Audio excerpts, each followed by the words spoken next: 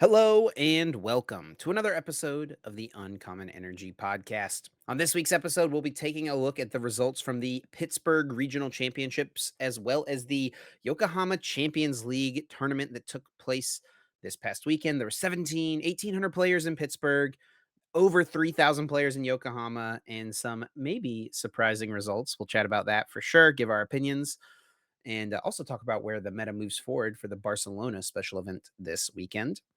Another question that we had was, are judges becoming less harsh on stream? Judging on stream has been pretty harsh over the past season. Small mistakes, DPLs pretty much automatically. There were some things that happened this weekend in Pittsburgh, though, that make us think there could be reason to believe things might be having a little more nuance considered whenever making judging decisions. We'll talk about that. Well, of course, we will have Guess That Flavor Text, everyone's favorite segment of the podcast. And there are a ton of brand new cards that were revealed during the Champions League stream over in Japan this weekend. Lots of crazy cards, lots of big reactions from lots of players online. You'll get mine and Azul's here on this episode of Uncommon Energy. And of course, afterwards, we'll have our weekly bonus episode live over on the Patreon, exclusive to our Patreon subscribers. My name is Chip Ritchie, joined here as always by friend and co-host Azul GG. What's up, Azul? How we doing? How did you enjoy Pittsburgh, man? You had plenty of time to enjoy Pittsburgh, huh? I did have plenty of time to enjoy Pittsburgh because I dropped in day one, unfortunately. Had a tough run, ran it back with the Mew, the Fusion Mew. Yeah, just had a rough run. I dropped at like 3-3 after round six. But When's the last time you Pittsburgh, even dropped from a tournament? I feel like I mean, it's been a I could have minute, dropped hadn't it? from, I played it out at Vancouver. Yeah. Even I was like 4-4. I played out the last round to go 5-4, I think, if I remember correctly. So I did 5-4 in Vancouver.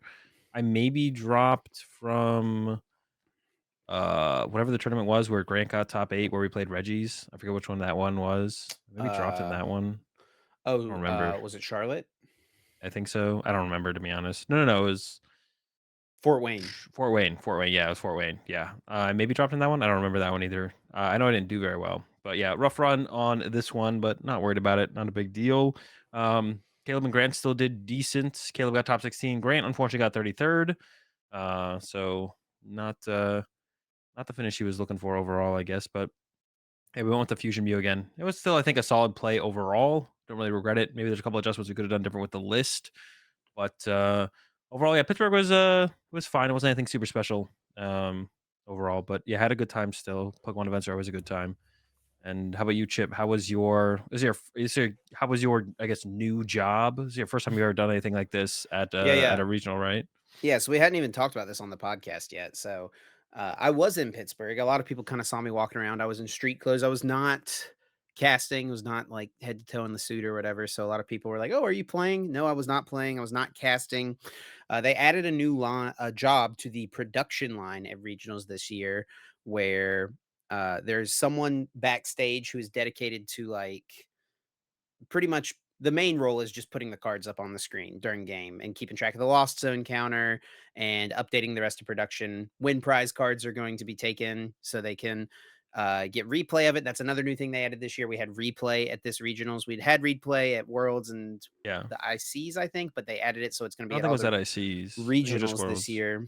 Um, which is good. So like, I was sitting there calling out like, "Oh, catch this for the replay, this knockout's coming." So the prize cam, I think the prize cam was more I think we were catching the players taking the prizes a lot more often than maybe in regionals past, but you still miss it every once in a while. There's a lot going on backstage, but yeah, it's kind of cool that Pokemon added this.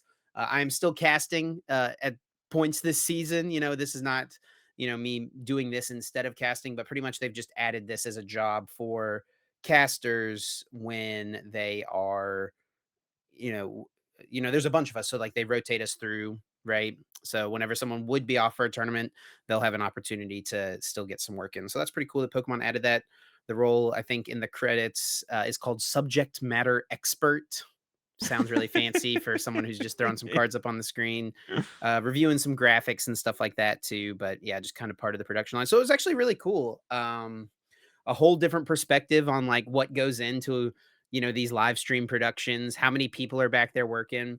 I've worked with a lot of the people back there throughout the course of the last season or so, but it was a different capacity, like actually sitting down at the table at the desk for like the whole time, dialed into like the production side of things. And also one of the other things I was doing was like keeping them updated on like where the tournament was at. This many minutes past the round expire on overtime. Um, Judges say there's this many, minutes of extensions out on the tables still. This is how long we're expecting to wait, all those types of things. So, yeah, it was pretty cool, but I'm definitely looking forward to getting back into the booth at some point in the future as well. Yeah, I'm surprised they didn't have, like, that role before. It seems Well, like they something they did. probably It was just one of the the casters who was on a break. So yeah, the but there's so much casters less to get yeah, I feel like there's, like I mean, yeah, maybe there's, like, less to be done about that, but there's, like, so much more nuance you can add to the role if it's something that's you're dedicated to doing, and especially, like, you could build on that if you do that in the future as well. Did you stop them from I don't know if it happened on stream. Do they still, pan over to people as they put their prize cards out, the players as they put their prize cards out, or have we finally removed that from part of the like between game 1 and 2. no, like, when the players go to put their prize cards out, do we see them laying their prize cards out at the beginning of the game of each game? Whenever we see them laying the prize cards out, it shows the prize card camera with them putting them out there. Yeah, we still have that, okay. We need to remove that, but I think it's fine.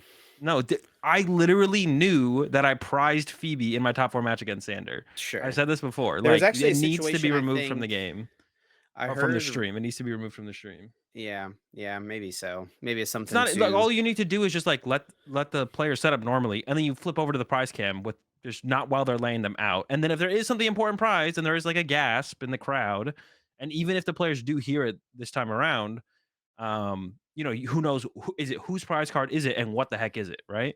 Yeah, but So it even could be on still, either sometimes side. like the players were setting them out at the same time for the most part, and sometimes it's like based on who reacts. You Yeah, but, kind like, of know. why would you have why have it be a factor, No, you sure. know? I don't disagree. I don't disagree. Yeah. Being on I stream just don't should think it be adds anything, as like, to close the to being on playing stream. in the field, like, without a stream as Yeah. possible, right? There will always be some difference, right? That's just kind of the nature of it, but it should be as close to replicating an actual tournament game as possible, I think. I just don't think it adds anything. Like, we don't need to see them it's cool to know what is prized Yeah. before the game starts, but you don't need to see the people laying them out one at a time, uh, to be able to see the prize cards afterward. The only thing it does is potentially, I think, leads to the But situations, like I see, so said, the where, other like side of that though is like we don't show the players playing it out, laying the prizes out, and then we show it while they're playing the game, right? Like that's the other option is like no, you you just show have it. them wait. You have like, so what they do currently is, like, the players draw their hands, go through the mulligan process, then they don't lay out their prize cards. Right. And then they're told to lay out the prize cards and then begin the game. All you have to do is lay out the prize cards ahead of time, and then the camera can flip over to the prize cams, and then the players are still just told when to just start the game. It wouldn't But cut it into doesn't work for any. games 2 and game 3 though, right? Because they're just trying to get into the game. You don't hold players between games. Say Oh, like, I "Okay, you set your prize guess. cards out. Just wait, wait. Oh, your time's ticking, but just wait 30 seconds for our I production." guess it would affect game 2 and game 3. I guess that is true. That would affect game 2 and 3 game 3 slightly. I don't know, you could still probably flip over to a second for a second after they laid them out and then get to the player playing the game because you miss there's stuff still missed on stream constantly anyways, like people like your the wrong angles, and I'm sure like what you did, like it sounded like tried to minimize that when you're like not looking at their hand as something's going on the board or something like that, or looking at their or you should be looking at their hand but instead you're looking at the board, right? But like you could flip to like if we flip to the prizes for a second and then we get back to the board state and someone's in the middle of a battle VIP pass going first, that's fine. Like I don't think it like is the end of the world. You clearly see everything Sure. that is developed, especially on the first turn of a game. Like it's very little that's But developed. then we have a situation. Do you remember what happened in finals of NAIC? No, what happened in Ian finals? went draw pass. We missed no, Cyrus went draw attach. Ian went Oh. draw pass. We got to the game as Cyrus was playing her second turn. Okay. Well, that happened with doing the looking at the prize cards while they were laying them Yeah, out. So it it's sounds like true. it's It's gonna true. happen no It's matter true. what. So I think may as well just like minimize like the chances of it completely. But it could be literally decide a game. Like literally, if against me against Sander in top four, if Sander like so, what Sander's strategy was going to turbo out the Mewtwo V Union, which was the better of the two lines of play, right? But if Sander knows my Phoebe is prize, all Sander has to do is go lone Miltank, and I probably lose, right? Or it leaves it up to like B barrel coin flips and stuff like that. So it's like a 50-50 maybe at that point. Who knows, right? Um, so I think it's more likely to hurt it just hurts there's the potential to hurt competitive integrity where the other way does not hurt competitive integrity. And I've seen it come up multiple times now. There's my match against Sander. Um, I'm trying to think about the other one that happened recently. Oh, it was Tord against Szymanski, right? I don't know if they heard the crowd, but the crowd reacted when Szymanski prized a Vulpix piece, right? And based on that, Tor could have just been like, well, I'm just going to ignore Vulpix. If I don't think Szymanski can get a prize card anytime soon, if I ignore the Vulpix, then I can just get ahead and worry about the Vulpix later. I don't have the boss scale Vulpix turn two, right? Yeah.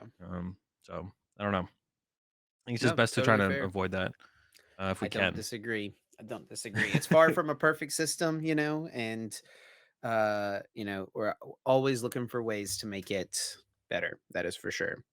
All right. But overall, I mean, I think the show's improved a lot the last year or Oh, so. definitely. Yeah. Yeah, things just come with time, right? And that stuff, something like that, I don't know. It could be seen as more minor, but it also, in your instance, it's definitely a big thing, right? Of what Could have happened been. to Yeah. you. So, Yeah, I just think it would um, look really it would just like it would look really bad if everyone understood that's why a match ended, especially like a finals or a top cut match where it's just like, "Oh, well they heard the crowd and that's why they played this way." And that's literally the deciding factor. You should never play this way, but because they heard the crowd react, they knew what was prized and based on what was prized, they played differently. And it's like this would completely just like ruin the whole like potentially whole top cut, right? Like theoretically, right? Having something like that intrusive enter the space or enter the game at that time, right? It's like someone shouting, like it's like someone like looking over someone playing in a normal match, be like, he has boss in hand, and then the other person instead of researching plays Iona or something, right? Like, yeah, so yeah. it's literally the exact same thing. So, and you want to allow that on the, playing out on the field or whatever you called it, the normal tables, the non-stream matches. So I don't know. I think Hmm. it's just something that should just change. They should try and figure out the best way to make it work and shift around, or maybe have like a graphic at the beginning of the game where it shows the board state and then the prize cams pop up. Like have a separate graphic for where it shows the main board state, and then on each on the left and right side, the players' prize cards pop up Well, for I a mean, little we bit, and already then have that the goes thing that away. pops down whenever players take their prize cards, right? So, Yeah, like, so just like you just could make just that flash that. Yeah, that's yeah, fair. just come That's up with a fair. different graphic or a different way to make the visual things work on. I'm sure they can figure it out. You got a lot of space to work with. You can make the board and the prize cards fit on the same screen, or maybe just show one person six at a time or something. Okay, I will bring it up to the proper people, Azul. We will have this discussion, okay? Move it along, move it along. We'll move it along. And speaking of moving along, let's get into our first topic here on the podcast, as we are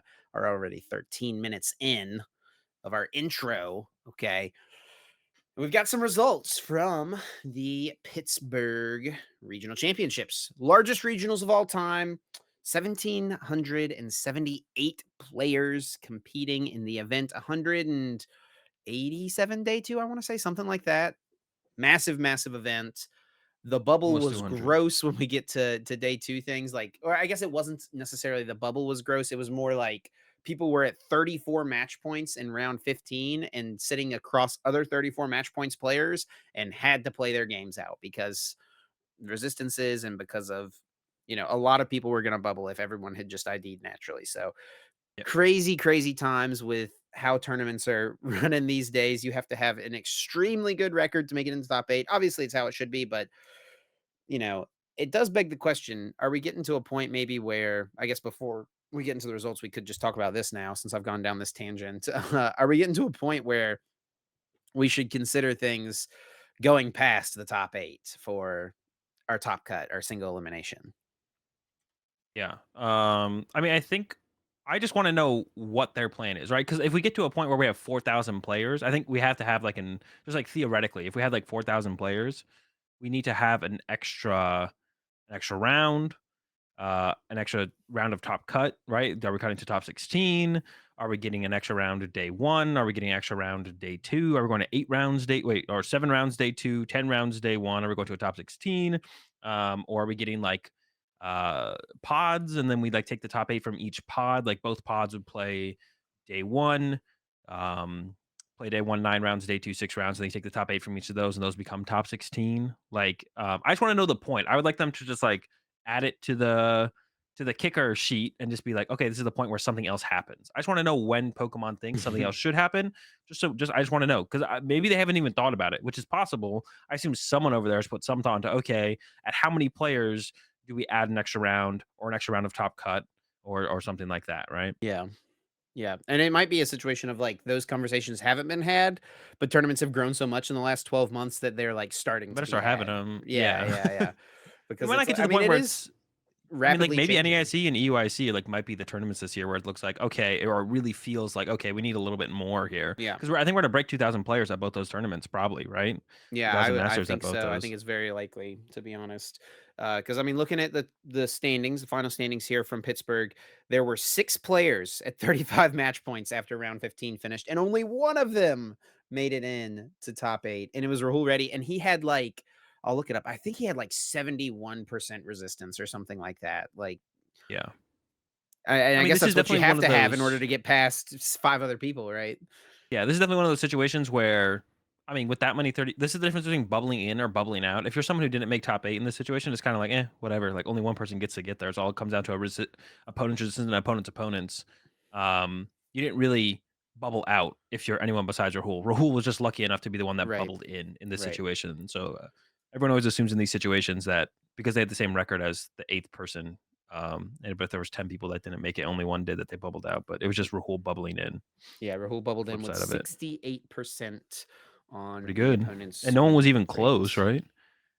Yeah, Bradner had 9 points different behind him, Yeah. 59%. Yeah, so So, pretty ahead of the pack there, Rahul was. definitely.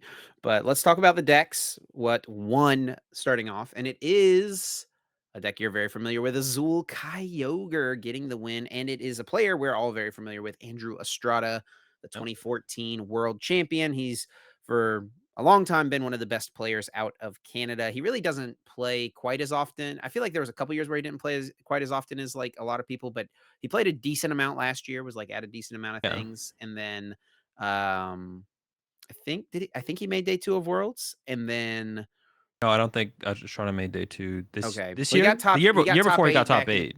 he got back in top 8 back in 2022, Yeah.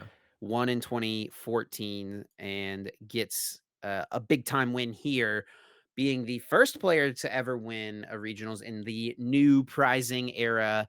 You know, he got $10,000, and now he also has his Worlds invite, so, you know, round of applause, congratulations to Mr. Estrada on getting the Worlds invite. Um, with the Pe oh, Kyogre as well. With Kyogre, what do you think, Azul?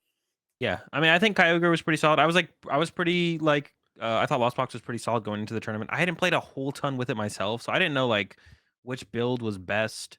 But Kyogre was probably the better of the builds just because there was so much Lugia, which is something that I did, predict. Me and my group did predict going into the tournament. We were like, Lugia's gonna be not it wasn't, like, that popular, right? It was, like, 10%, but we knew a lot of good players were gonna be picking it up, so we are like, "It's definitely a deck we wanna make sure we can beat," and the Kyogre definitely has the best chance, I think, of all the Lost Zone decks to be able to beat the Lugia. Everything else kinda comes up a little bit short compared to the Yeah. Kyogre. The Kyogre is, like, a solid chance, whereas, not the other decks don't quite give you that, like, that solid of a chance, to be honest, so, And it is um still a tough matchup, especially like, you know, if you go up against someone who knows what they're doing. It looks like Estrada did beat 3 Lugia, yeah, but he lost to Andrew Hedrick on the stream playing yeah. Lugia. So, you know, I don't know what happened in these other games, but you know, the Andrew Hedrick game, I mean, Andrew like kind of pretty handily beat him 2-0. It's pretty tough. The Game Lugia is 1 was pretty tough. close, but it came down to like the end of the game, and Hedrick, you know, Estrada had like 8 cards left in deck, and Hedrick kind of just had to go for the Cragalanche, mill 2 cards, see what you get, and It he hit a worked. recycler, and that lost Mhm. Estrada the game. I mean, that's part of the matchup, right? Yep. Um, And had this arena as well. But that's what makes it the toughest thing is like this arena takes away so many lines of play that Lost Box like has available to it. sure. As long as you play that, so that makes it like really really tough. It's kind of funny. Like I saw Estrada's Twitter like end of last season, and it sounded like he was gonna retire or basically was retiring from Pokemon, and then comes out wins the first tournament of the no one ever truly retires from Pokemon. No. Everyone is always comes back. Yeah. Um, and Estrada came back and literally won the first major of the year. Um, He was pretty yeah, with the techy Lost with Box. his list here as well. We got 3 different stadiums, you know, the one Artisan, one Beach Court, Yeah, one Pokestop. They're all good at different times in the game, right? so I can see it making sense. He's got the one Halucha in here, the one Roxanne, a tech for the both really good techs for the mirror, right? Hmm. Halucha probably just good against other things in general as well, and did cut down on consistent a little bit here. Only 3 escape rope, only You got 3 the nest beach ball, court. and then, just 1 forest seal stone as well. Yeah, but you got, like, the artisan and the beach court, so you're getting, like, a little bit more utility potentially. Like, those Sure. could stick and play for an extra turn. So instead of just a fourth nest ball that you use once, you have the artisan that you could use twice. It also bumps Yep. stadiums, right? You can get rid of specifically, like, Path to the Peak is really, really annoying. You wanna use your Greninja, a lot, so instead going for, like, a little bit heavier of a stadium count, which I think I like because Path to the Peak is so popular right now. So against, like, the Lostinas, the Miraidons, although most of the Miraidons actually didn't end up playing the Path to the Peak, so I guess, like, Lostina more so than anything. You have those stadiums to put in play and be able to like aggressively utilize those. It's Mew's And the best Benji stick shot in the around. matchup, but the matchup's so good for you anyway. Against Mew, it doesn't really matter often, but that is, like, Yeah. how Mew can win is just, like, judge path, right? Yeah, it's nice to be able to bump the Lost City against me pretty aggressively, though. The Lost Cities can get That's pretty true too. annoying. It's nice to be able to get rid of those, recover your Sableye, or even recover your Greninja if they don't have the Lost City to get the knockout because you bumped it. It's pretty nice to be able to have that. Only one Force Heal Stone, I think, is like the biggest surprise for me. Everything else kind of makes sense. So a little bit less aggressive potential in the early game, but you have the Kyogre, so that kind of makes up for it in the late game, right? So you have that trade off of fitting the Kyogre stuff in there. One less for Seal Stone, but you're gonna have a little bit more comeback potential. So yeah, I'm really not, of course, like yeah, really not surprised that Estrada, of course, won, and that Lost Box took it down in the end as well. Such a solid deck, solid player, like it's a good combination, right? Yeah, absolutely, and who he was able to beat in the finals was Jesse Parker with the Miraidon. We mentioned Miraidon a lot last week. We both had said that we thought it was the deck that was more likely to win compared to Chien Pao, and that was definitely true. It was like the third most popular deck in the tournament day one, still really popular in day two. And Jesse started 9-0 day one, made it all the way to top eight, and made it all the way to the finals. He's someone who works with like Andrew Mahone, Riley Holbert, JW Krewall, that crew, right? Hmm. Um, and so he played this list at Worlds with them, I'm assuming, and They played the Path they've Build at they've Worlds, changed but it up a yeah. bit, right? Like they've dropped the Path to the Peaks for the more mobility that Court, excuse me, can provide. Yeah, so going with I actually saw Sagen Park tweet out, I think retweeting Jesse's accomplishment post on Twitter and was like, I'm glad I convinced I convinced Jesse something like that. The beach courts and stuff was better than Path to the Peak. So Sagen, you know, everyone's been hyping up Miraidon, I feel like, because of Mahone's placement at Worlds, but I think Sagen is the true Miraidon whisperer here, even whispering in the ear of other Miraidon players and teaching them the real way to play Miraidon in the end. Because very similar to Sajan's list, if not exactly what Sajan's been messing around with in online tournaments recently, is like basically this list. So Yeah. um, yeah, but it's cool to see the Miraidon do well. I didn't expect two of them in top eight, but and one reason I thought like Miraidon would come up short a little bit overall is the Lost Box and the Guardy matchup. Guardy really didn't show up too successfully in this tournament overall, but of course, like at the end of it, Estrada or Jesse ended up hitting Estrada in the finals, and I think Estrada hit the other Miraidon in top eight as well, Adam. So Lost Box was cleaning up. That's the reason that I'm not a huge fan of Miraidon. Is I feel like when the with what good players generally play, it's harder for them right now. But yeah, two of them in top eight. It's got a fine matchup against pretty much everything else, the Lugias and the Lost Boxes and the Mews here that we see in Top Cut as well. So Yeah, the um Tinas as well. yeah, Lost Teen is like not as like it's definitely a fine matchup for Rhydon, whereas like the Lost Box is really especially Yeah. with Kyogre is like the real struggle. I didn't watch any of the finals, but I'm gonna be VOD reviewing it, and I guess I'll see how bad or close it was for Jesse. But yeah, Jesse's first big finish. I think that's what something he mentioned on Twitter as well. Somebody's been playing for a while. Yeah. I think definitely had his invite the last couple of years, Hmm. but finally pushing for that first big finish, and definitely working with a good group of players. So it's really cool to see like that. Get a group of players working for a little while. Keep working at it, and then like the results just keep coming in. Of course, everyone knows Mahone, JW's a regional champion. Riley's a regional champion, and you got Jesse working with him now, kind of like the up and comer in the group, I guess, and finally getting his, and hopefully see more of him for the rest of the year as well, some more finishes. Yeah, dude. uh Kyle Sablehouse absolutely bodied Jesse going into finals. Or maybe it was into top eight. I don't even remember. I think it was into finals when they were showing like his accomplishments on the screen. It was like some, top 32s, like solid finishes, but this was his Yeah. first top eight. And Kyle Sablehouse was like, "Yes, there he is, Jesse Parker, no longer just Andrew Mahone's friend." I was like, "Gosh, man, you don't gotta do him like that." No, but for Oh, real, that's pretty congratulations funny. to Jesse. I've known Jesse for a while, and yeah, I was super pumped to see him go 9-0 and make it into make such a deep run. So shout outs I to actually Jesse got for that. because I was hanging around the day 2 area, pretty much the whole day. I got a little nervous for Jesse because I kept seeing him playing out the round. I was like, "Oh, Yeah. no." He started 9-0. I was like but the tournaments are you have to go so much further than 9-0 even at these regionals now. You in the Yes. past, when you went 9-0, you had to win, like, 1 round and then maybe pick up a tie and you were, like, in top cut, right? Maybe Yeah. 2 Well, this is what rounds, but happened, man. He round 10 hits a lost box, loses. Round 11 squeaks away with a tie against Estrada in yeah. round 11 in the And then Kyogre still has matchup. to win 3 in a row after that Yeah. against Nui, Adam, and, Austin, and then gets the ID into cut against Lucas, and then the top cut matches start from there. So, yeah, you like, even at 9-0, you gotta do a lot of work still to make it into cut into these tournaments now, which means when you're coming from, like, a 7-2 record, you basically have to, like, win all of your games or something like that. Yeah, pretty wild. I mean, that's just the where we're at with how big these tournaments are these days. But yeah, so Jesse was not the only Maridon in cut. Let's just hit this other Maridon list real quick. Adam Reinhart, actually someone I know from South Carolina. Shout outs to Adam. I met him a few years ago back when I lived in South Carolina, and yeah, that's another person who was really cool for me to see in the top 8. He was playing a pretty similar list. Did have one Yeah. path to the peak, but other than that, I mean, it's basically the same deck, right? Yeah, not too much different at all. Like, yeah, the one Second path, Arvin. less bravery charm, The Lost Vacuum is kind of an interesting tech. It's actually although I super good think, in the mirror match. yeah, well, if they play path, but if no one plays path, it doesn't really No, matter. it's super good in the mirror match for Bravery Oh, the Charm, bro. bravery charm. I don't know, once you're ahead in the mirror match, I feel like it snowballs super fast. There's so many ways to, like, boss around the bravery charm, 1 KO with Raichu, like, Sure. yeah, if you get the first 2 prize knockout, I mean, it can be it's like the only comeback out in the mirror match is basically Iona or Judge plus bravery charm if they got, like, a big hand and, like, Prey, but, Yeah. so the vacuum does kinda offer that, and you have the Arvin, so you can actually, like, consistently find it, Yep. as well. Went with the, Zeraora over the Flying Pikachu, Yep. though, which is, like, another big difference, but besides that, similar builds, right? Beach Court, and, yeah, no quad path, basically. I guess, like, the only thing to really choose from, right? It's like, do you do the beach course or do you do the quad path? Yeah, yeah, and it seems like people are moving away from the paths at this point. Yeah. Hitting the rest of this top 8, we'll go through the top 4 here. Colin Merely Matthews with the Fusion Mew. Have you looked at this list yet, Azul?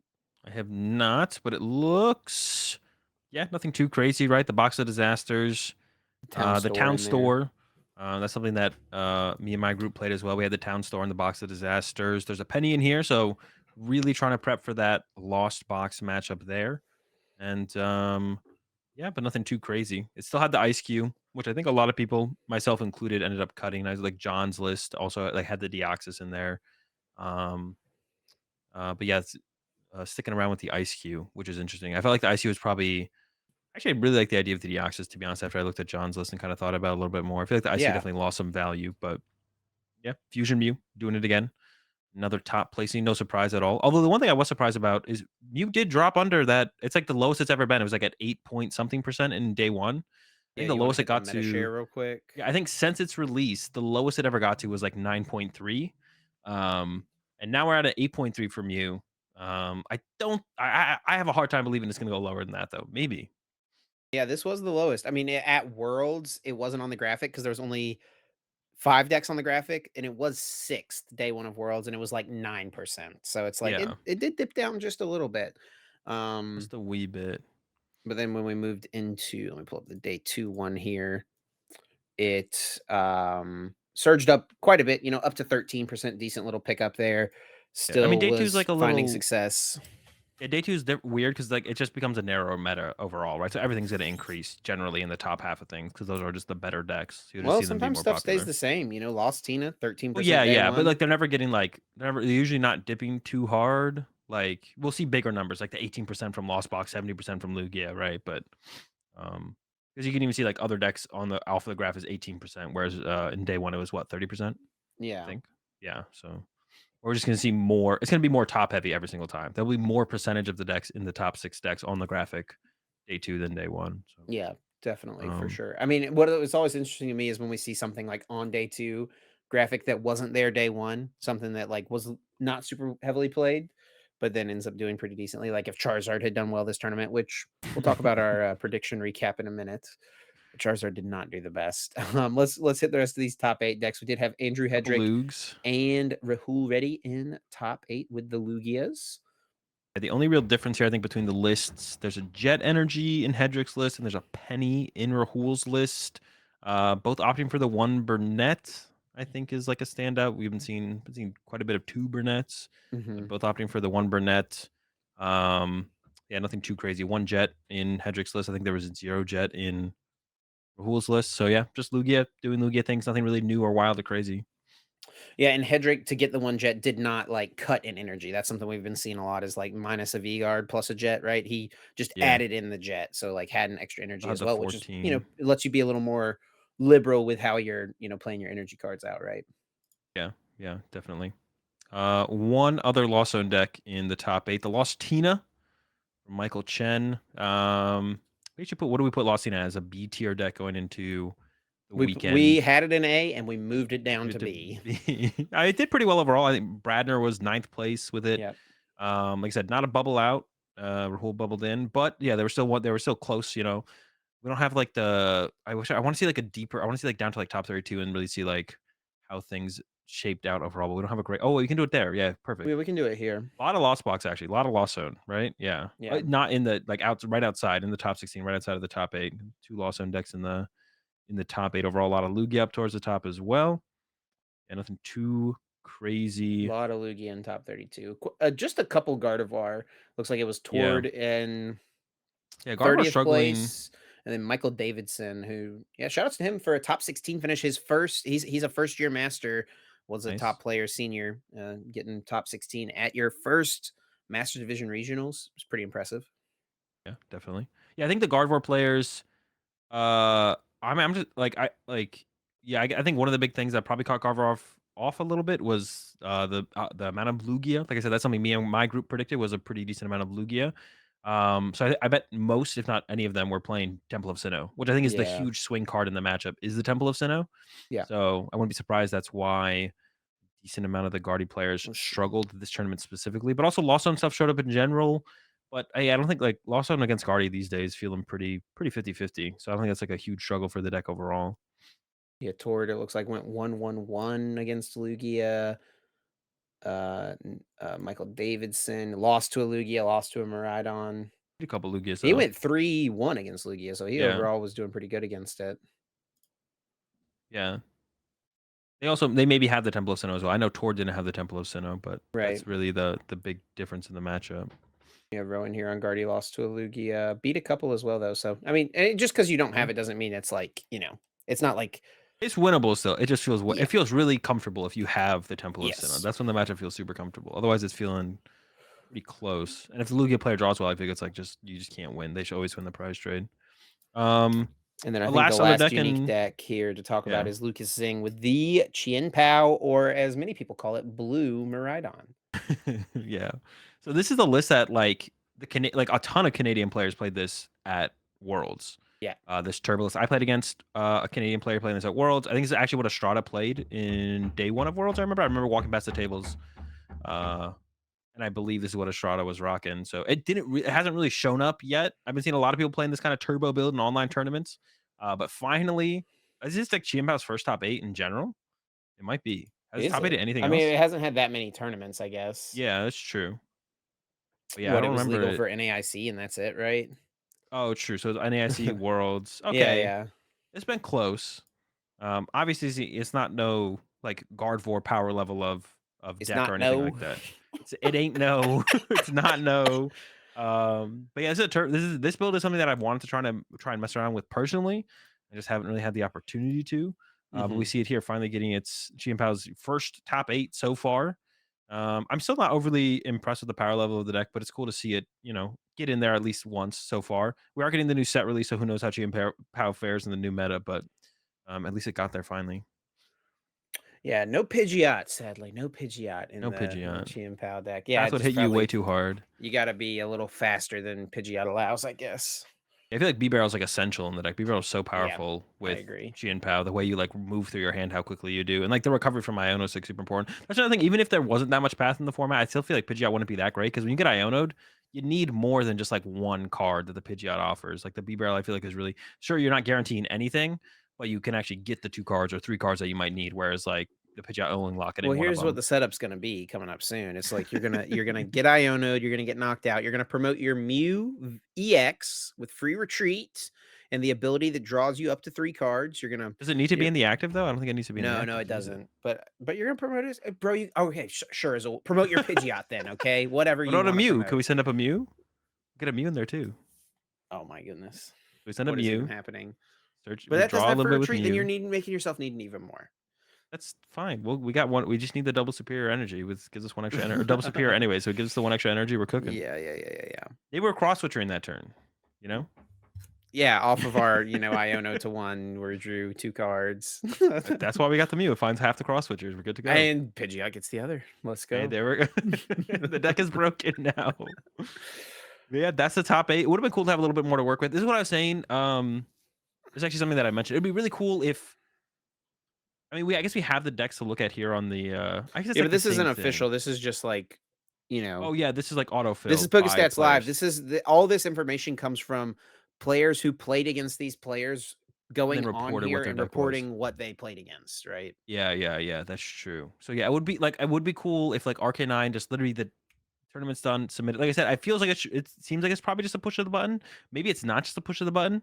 Um, so that's possible, but it would be nice. It seems like it is just a push of the button because every time I see like the back and forth on Twitter, it seems like it's always just like the organizer has to okay releasing the deck lists, and Yeah. then like they get put out by Arcanine. So I Maybe feel they like should just like pre-blanket okay it yeah, for like the unless whole you want to year. not okay it, like it should just be yeah, like TPCI should step in and be like it's okay unless the organizer has a problem with it being released immediately for whatever reason, then they can like kind of postpone it. But I don't know, it'd just be cool to just have it released immediately after the event, just like full transparency of the deck lists that made day 2.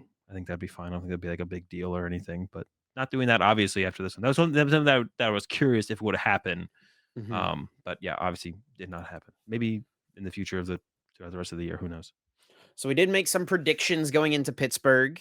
We're going to recap and see who was more correct than the other hosts. Highest placing Charizard. I predicted top 64. Azul said top 32, but it was mostly because I said top 64. He didn't want to like Yeah. say the same thing. I think we were both kind of agreeing that it was like a top 64 deck, and that ended up being right. And it was like honestly close to being a top 128 deck. The highest Yeah. finishing Charizard was in 59th place. Yeah, once there's like a certain percentage of a deck being played there, it's probably pretty easy to predict where it should at least land. And then if you think the deck is bad, you always just go with the minimum. But um, yeah, I'm not like surprised there wasn't one that did that much better than that because the deck overall is just kind of mid, to be honest. It's all right. It's not great. It's not great. So, but yeah, Which deck is more likely to win, Miraidon or Chien Pao? And Lucas Zing, tried to prove us both wrong by making a run, but unfortunately lost in top 8. And we both predicted that Miraidon would be the more likely deck to win. 2 in top 8, and of course Jesse making it to the finals. I think, we definitely had it right there compared to those 2 decks. I guess like with the end tournament results. But to be honest, looking back on this prediction, it actually just doesn't make any sense because really what it reads is which one will place higher, Miraidon or Chien Pao. Yeah. Yeah, so I think we'll remove this this style of prediction in the future Oh, no, I think it no, because no, no, no, no. I think well, it's it's the same fine. thing like highest placing Charizard, right? It's literally the exact same thing. Well, Did not Mariah like necessarily. A deck can be how do you someone even could like quantify that after lose the the win. tournament? Someone could lose the winning in with like say there's only 2 people on these 2 decks at the end of the tournament. Okay, One is in top there's a Chien Pao that wins into the top 16 their last round, and then there's a Miraidon that loses the winning and then drops down to top 32. are we Which gonna one like was look more that likely to stuff win up? the huh? Are we gonna look that up after the tournament? We don't know We for do our sure. due diligence here on the Uncommon Energy All right, podcast. so basically you won't be seeing this prediction again from us. But the Oh. final prediction we said was first time a repeat regional winner. Chip said first time. I said repeat. And as far as we both know, I think this is Estrada's first regional win, unless Yeah, but Estrada I had think we one got to like kind of call this one a push, right? Because like he's a world champion, like not a regional champion. There's a difference. I mean, That sure, was the but question. That was the. I mean, listen, it was you got wait, the how dub on this much? prediction. How much did they win for, Worlds back before, like, 2017? Was it I have no clue. I wonder if Estrada won, like, as much for this tournament as he won for Worlds back in 2014. Possibly. I think it was maybe 15K back then. I don't remember at all, to be honest. It was Let so me long see, ago. I bet you our boy Alex Wilson has it up over on his website, the PTCG Legends. There's not a search bar here? Come on, Wilson.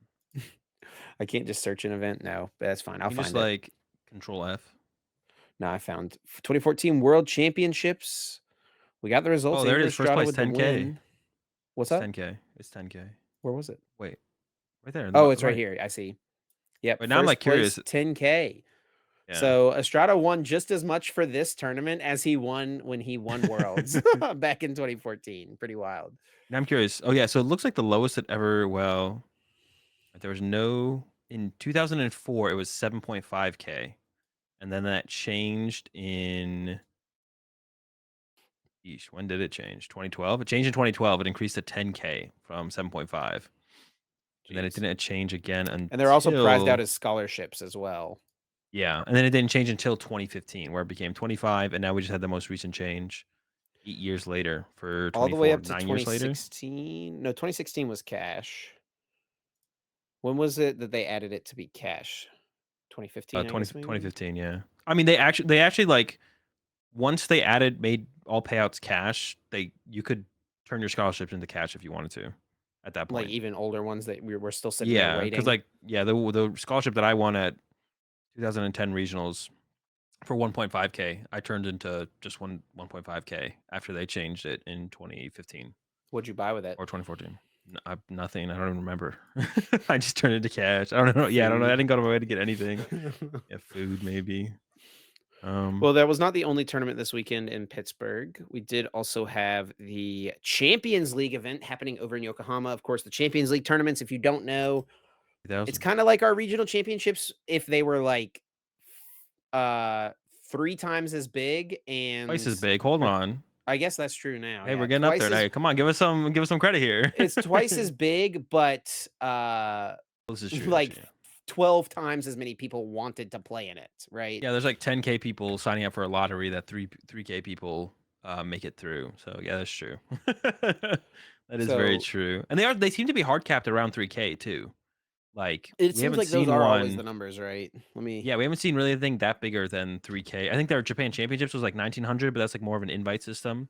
I think it was 1900. But yeah, they seem to be like pretty much capped around 3K. They don't seem to be going that much bigger than 3K yeah. at all. So I wonder if like venue size is a thing in Japan. Like, is their venues bigger than 3K players? Do they not have the staff to run a bigger than 3K player Well, is tournament as well? there Could be are something. there VGC and Pokemon Go tournaments at these Champions League tournaments I as th- well? I don't think so. I think they're split It's up. just TCG and then like I'm pretty sure. VGC and Go has their own thing? Yeah, like on a different day. I think it's Yeah. like on a different day. I'm pretty sure, or a different like weekend, whatever. But I'm pretty sure they're split up. Don't Yeah, I quote don't me on actually know that. 100% either. Yeah, but Maridon was able to take it down. Um, but it was the path build, which is kind of funny. All the Americans drop the paths, but it is a different format. They do have 151. It doesn't seem like 151 impacts the meta too much, as far as this first tournament goes. But yeah, it was a path Maridon build that actually ended up being able to take the dub. The Maridon got it done over in Japan. Yes, Um, they've got 2 new cards here from 151 in this list that we do not have yet. It is playing 1 Zapdos EX.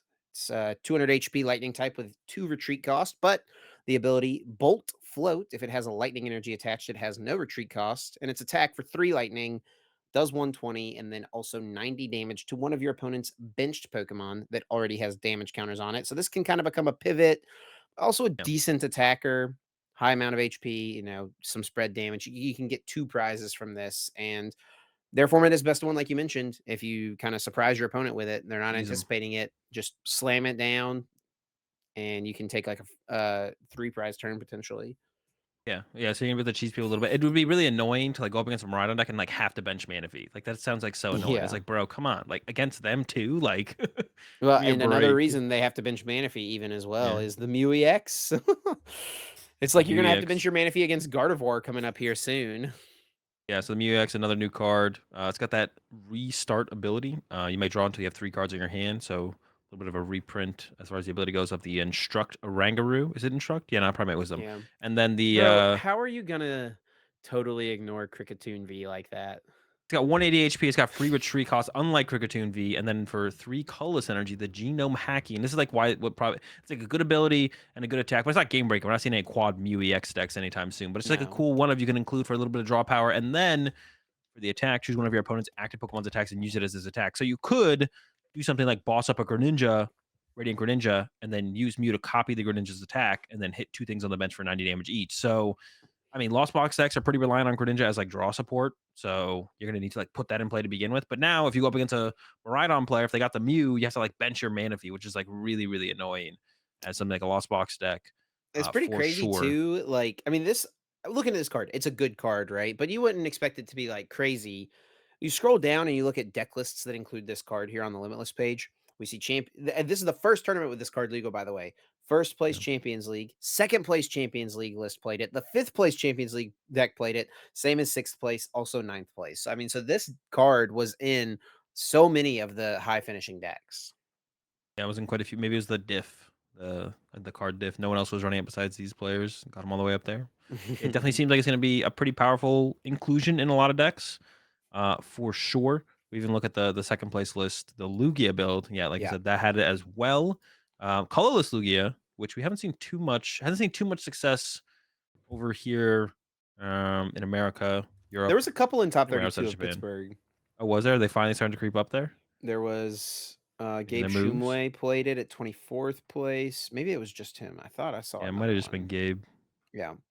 It might also could be. I mean, we do see it here in second place in Japan, but sometimes it's more of the player than the deck. Like, take Yeah, a sure. okay solid deck and have a better finish when someone like Gabe is piloting it. Of course, but it's possible the same thing here in Japan as well. But also, like I said, the meta shifting a little bit. The deck is maybe a little bit better than most people have been giving it credit for. I haven't been ever that impressed by the deck. I always feel like it's shut down pretty hard by some of the other top decks. But it's got the Mew now, and the Mew works pretty good with Lugia, or with Archeops. You can just kind of set up the Mew out of nowhere and utilize it as an attacker.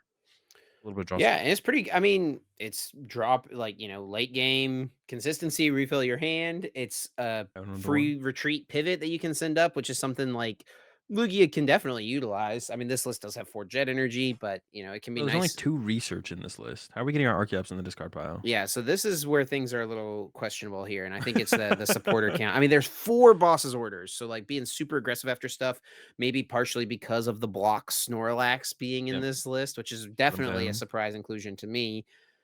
But still, I mean, does have the heavy Iono, 3 Iono, does have 1 Zinnia's Resolve, technically another way to get some Archeops in the discard pile. But I guess, yeah, true. I mean, 2 yeah, research, I 1 just fail to Burnett see seems Zinnia's tough. being much better than a third research, right? Yeah, I don't know. Yeah, I guess we're using Luminion to get the Burnett quite often. We do have the 2 Great Ball in here over the Nest Balls that you typically see, and those do give you outs to the Luminion. I know this is Um, something you've been a fan of in Lugia. You've like been yeah, they're kind of an pretty solid. advocate for the Great Balls. Yeah, I think they're just definitely better than people give them credit for. Like, you can find Luminion, especially in like a heavier path. You can find Punkaboo. Obviously, it's like not likely to find Punkaboo, but you can't nest ball for Punkaboo and then get the value out of its ability, where the Great Ball can get you there. Find You give Luminion and yourself a use its shot. ability. Yeah, Same is and true then for also Luminion as well, right? can also just find Archeops, and like you do have 4 Archeops. Like the cards you need the most is Lugia V. Great Ball has a high chance of finding that. Lugia V Star. Great Ball has a decent chance of finding that. And you need to get the Archeops in the discard pile, which once again Great Ball can do. All those things Nest Ball can't do, right? And also Great Ball does become an out to Illuminion to be able to actually play a game, as opposed to Nest Ball, where you're just like Nest Ball for another Lugia, and hopefully I top deck next turn pass. So I don't know. The Great Balls, yeah, the Great Balls are definitely very solid. Do you Still think not sure how I Mew feel about EX is colorless, like but a difference maker for this deck enough to make it a real contender over single strike Lugia? I would have to like go through all the attacks that Mew's copying, but maybe, I guess. I don't know. Is there that many attacks that it's copying that makes it that much better? I don't think Well, I so. mean, the kind of things that come to mind for me is like Greninja, obviously. We talked about Yep. that already. Lost Impact on Also Giratina. having a bench Manaphy against Lugia as Lost Box also sounds miserable. Like Yeah, it's that like is another, it's true. like, bro, come on. I wonder if it's not uh which one you choose to do. Do you choose to bench Manaphy or do you choose to not bench Greninja? Is the Probably question, I bench man. guess. Greninja's just too powerful for the draw support it Yeah. gives you. Because then you're getting Ionoed or Judd. Well, I guess Ionoed in this case. You're getting Ionoed and you don't have the extra draw power to work with off the Iono, which sounds miserable. But yeah, this thing can come in and it can lost impact for 2 prizes. It can come in and copy Maridon or Raiko's attacks for, a knockout in those instances. So, I mean, it's probably just an efficient attacker that has like other utility, right? Yeah, definitely, definitely, definitely. Yeah, I think it's pretty solid overall for sure. Yeah. And we did see in third place over in Japan, it was the Urshifu Intellion. This is a deck that was pretty popular in day one. I say pretty popular. It was like I remember looking at the meta chart. It was like 6% of the day one meta, or no, it was like 8% of the day one meta, 8%, Oh, something like really? So that. it's right under Mew. Maybe I'm tripping. Maybe it was 6%. I'm having a hard time I feel remembering like, because we to be don't publish honest, those numbers. But I think we talked we about them on stream, I think. So maybe someone could find it. But I mean, that's like a pretty high percentage for like a counter come from behind play deck like this, right? Or like a spread deck, really. yeah, definitely. I feel like, yeah, it's generally, well, I feel like we've had it. It's been irrelevant whenever this kind of happens. Like the decks like this that have been are generally not super popular in terms of numbers. One of those things, like this deck is more easy to counter than like a Lugia deck, right? Like if Mew just shows up or Lugia just shows up really popular, the deck's not that good anymore, right?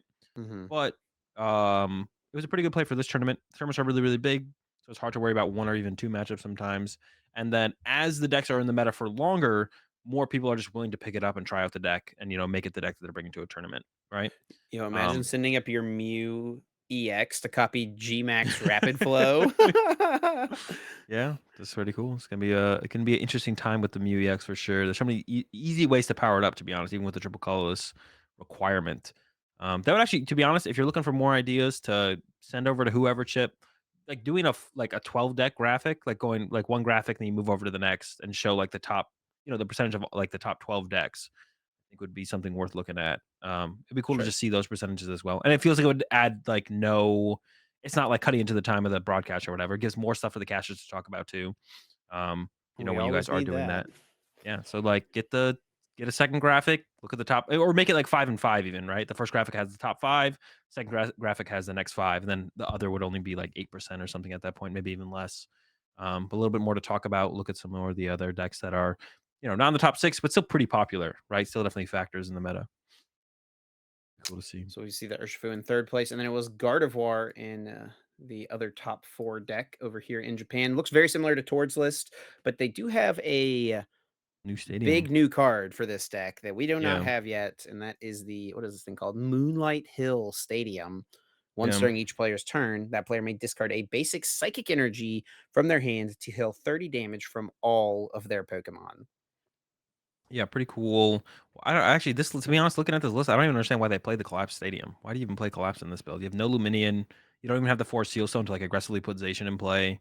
Dip your Gardevoir out of there in the mirror or something like that, I I guess. guess that's still a thing. Yeah, but Mirror's probably so much less popular. I feel like almost playing Blasino might have been a little bit better. But yeah, I was just like that's thinking. But yeah, the new stadium definitely very powerful and definitely uh I mean, this list actually has 13 energy. What the heck? I've never seen a list with 13 energy. Are we going to be going to? I was gonna say once this comes out, I feel like going to like a straight basic energy build makes a lot of sense, right? Because allows you to be a little bit more aggressive. You have another way to get basic energy into the discard pile, and also that heal 30 allows you to get two more energy on a shiny Arcana Gardevoir, right? Two more basic energy can be put on the shiny Arcana Gardevoir. So yeah, I wonder if you even play reversals anymore. I feel like it almost sounds like it's better to just not play reversals and just play all the psychic energy, like 12 basic psychics or something. Yeah, here was the top 8 list, the sixth place list. They had the Mew EX in here, but they had 2 reversal energy as well. It still had 2 of that Yeah. Moonlight Hill Stadium. Looks again pretty similar to just what's been popularized by Tord. Also, our boy Ethan Hegster Heggy made day 2, ended up I honestly, 86th overall. I think he went 8-1 in day 1 with he played yeah. Gardevoir as well. I thought Ethan made top 8 based on what everything I was hearing at the event. I didn't like keep up with directly on Twitter at all, but I literally Mhm. thought Ethan had actually made top 8 or top cut because I guess they cut to a top 16. They do So I cut the thought, top 16. yeah, I thought Ethan actually made top 16. So then when I looked over this area, I was like, wait, where's Ethan at? But that would have been pretty sick. But yeah, still a pretty good run. It seems like, nonetheless, a couple of ties in day 2, and ties are just losses in Japan. It's not Yeah. actually a tie. You don't get any points for a tie in Japan. You just get both players just get a loss, so double game loss or whatever you want to call it. But yeah, 10-4 was the final record, which is still pretty good, but Yeah. yeah, not quite good enough to make cut over in Japan. 86th out of 86th place. 3,200. Yeah, Not for too going bad. 10-4 being 86, that's a far away from top 16. It's probably like Yeah, 2 yeah. wins. It's probably 2 wins away though. I'm sure like 12-2 sounds like it was probably the almost guaranteed record. Also, Ethan out here balling out with the full art secret rare Ionos. What the heck, man? This guy's Yeah. just got it like that. I guess. Also, you get to change decks from day 1 to day 2. I think You Ethan said do. that he didn't You change do. anything about his list. Hmm. Yeah, same Um, 60 cards for day one to day two. Anything else here in the top 16 you want the to other chat about? There's Lugia, kind of one pretty unique deck here. I was gonna say the other Lugia was a colorless Lugia as well, so colorless Lugia dominating. We don't know what the other top 16 list is. But then it gets a little bit, yeah, towards the 8th place, and then the other couple lists we have there gets a little bit more interesting. There's a Lost Gudra, Palkia Chien-Pao, or just Palkia, I should say. But then yeah, the Charizard, we see a Charizard squeaking into a top 8 finish here, unlike in Pittsburgh. And it's like definitely different from everything I've seen as far as Charizard goes. There's actually more Ralts in this list than there is Charmanders. Yeah, that is true. It's pretty funny. Yeah, I think this is the first time I've seen someone try Charizard out with this draw support option. I've seen Bibarel, I've seen Pidgeot, we've seen Arceus, all those things, obviously, but playing the Curlia line in here, and also if you play Curlia and you're not playing Psychic Energies to attack with the Gardevoir, you get to play the Gallade, which is actually pretty Buddy solid. catch. Get that buddy 2. catch in there. 2 Yeah, Gallades. two. I don't know So, about the two, but well, yeah, they just really don't want to prize it, I guess, right? And that kind of makes sense. Like, it's a big part of, I think, you either chain Ionos or you chain Boss, depending on the matchup, right? That's probably your game plan. yeah, it does So have the trying to do Pal the Pad same in thing there to as reuse any of these supporters pretty heavily as well. yes. So trying to do the same thing as Pidgeot, where like Pidgeot is generally chaining Boss or even chaining Iono if you don't draw to the Iono. Pidgeot gives you a little bit more flexibility with like your tool cards. Like we see a lot of people playing like choice belts and vitality bands and even defiance bands. I think I saw someone tweeting about a defiance band this weekend. I don't remember. Maybe it's like a League Cup or something. But yeah, the galley lets you do the same thing, at least for the supporter side of things. And that's why we see in this list specifically not too many one of item cards. There's the heavy ball, of course, the pal pad, and the lost vacuum. But the rest of the engine for draw power is the Muse in here. 2 Muse with Mysterious Tails and 4 Jet Energy. So the potential to use 2 Muse every single turn is actually kind of cool, to be honest. And it's actually, I'm going to try out some kind of Mew type Charizard build for sure sometime this week. Maybe there's a lot of VOD reviewing to be done because I gotta watch Pittsburgh, and then I also Barcelona is happening this weekend as well. So, but yeah, really cool build. It's cool to see Charizard getting there, especially with something a little bit different because the Arceus Pidgeot stuff definitely felt like overall like the power level just wasn't there. So maybe this is like the missing piece. Yeah, I have to imagine this is like insanely consistent at getting like just a turn two Charizard in play, right? Yeah, the Muse, man, the Muse, they carry. Yeah. And it Gotta even carry. has one reversal energy in here, I guess, so you can swirling slice with Gallade, right? It's Gotta pretty be able to funny. swirling slice. What is that even relevant against? When are you trying to hit him with the swirling You one slice? hit KO and Urshifu. No, you don't even freaking one hit KO and Urshifu. It does 320. Need that Holy choice belt. cow. Yeah, I don't know. Yeah, what do you? I mean, maybe just the option of a one prizer is nice, right? I guess that has to Yeah. be it more so than anything. Yeah, Yeah, get him with that probably. swirling slice. But yeah, super cool list. Love to see people, doing unique things, of course. And then other unique decks here. We did have a Lost Gudra. That's a name I've not heard in quite some time. For good Playing the reason. Mew EX. Is that the secret sauce Azul? Also has the Zamazenta in here. Well, That's this is something that like we've the seen more standard. yeah, this is like the Gudra exists Gudra list. I feel like because like it's so much not Gudra going on, and Sure. we saw a build like this do recently. Well, recently was it maybe the last tournament in Japan? I don't remember. Someone did But okay at Worlds with this deck. yeah, that's actually my loss in day one was against the Italian player or one of the Italian players playing the Gudra is in this deck. Lost box deck. But I forget where else I saw someone do well with this style of Gudra recently. Maybe it was NAIC. No, I don't think it was NAIC. And I'm trying to like remember where I've seen I this mean, the only other before. tournaments on Limitless is we've got Besides the Asia Worlds, Open. Maybe that got top four there. maybe. Yeah, I don't remember. It wasn't Worlds though. It wasn't Worlds. It was something before Worlds. But yeah, showing up The once Asia again. Open. Maybe was that it? Yeah. Oh, that's where it was. Yeah. Oh, okay, that's where it was then. Yeah, the Asia Open. Oh Yeah, yeah. Gudra. It's like the Gudra exists in this deck, Lost Box deck. I don't know how much weight Gudra's pulling to be honest, but it's in there. It's in there for sure. You surely attack with one at some point in the game, right? I would hope so. Otherwise, I hope you. I don't know why you play the card. Like, I hope it's doing something at some Yeah. point. True.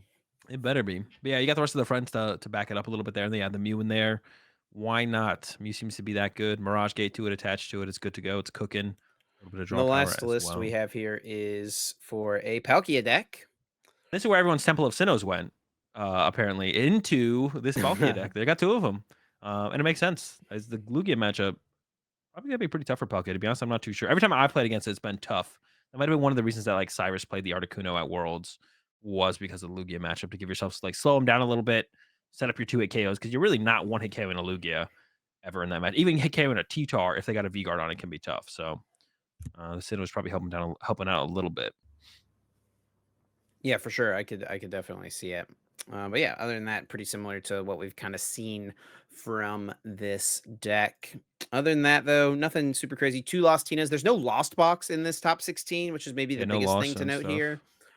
We don't know if this Lugia was colorless or if it was single strike, but yeah, congrats to all these players in the Champions League. So we've got two events here that we've recapped, both Pittsburgh and the Champions League Yokohama.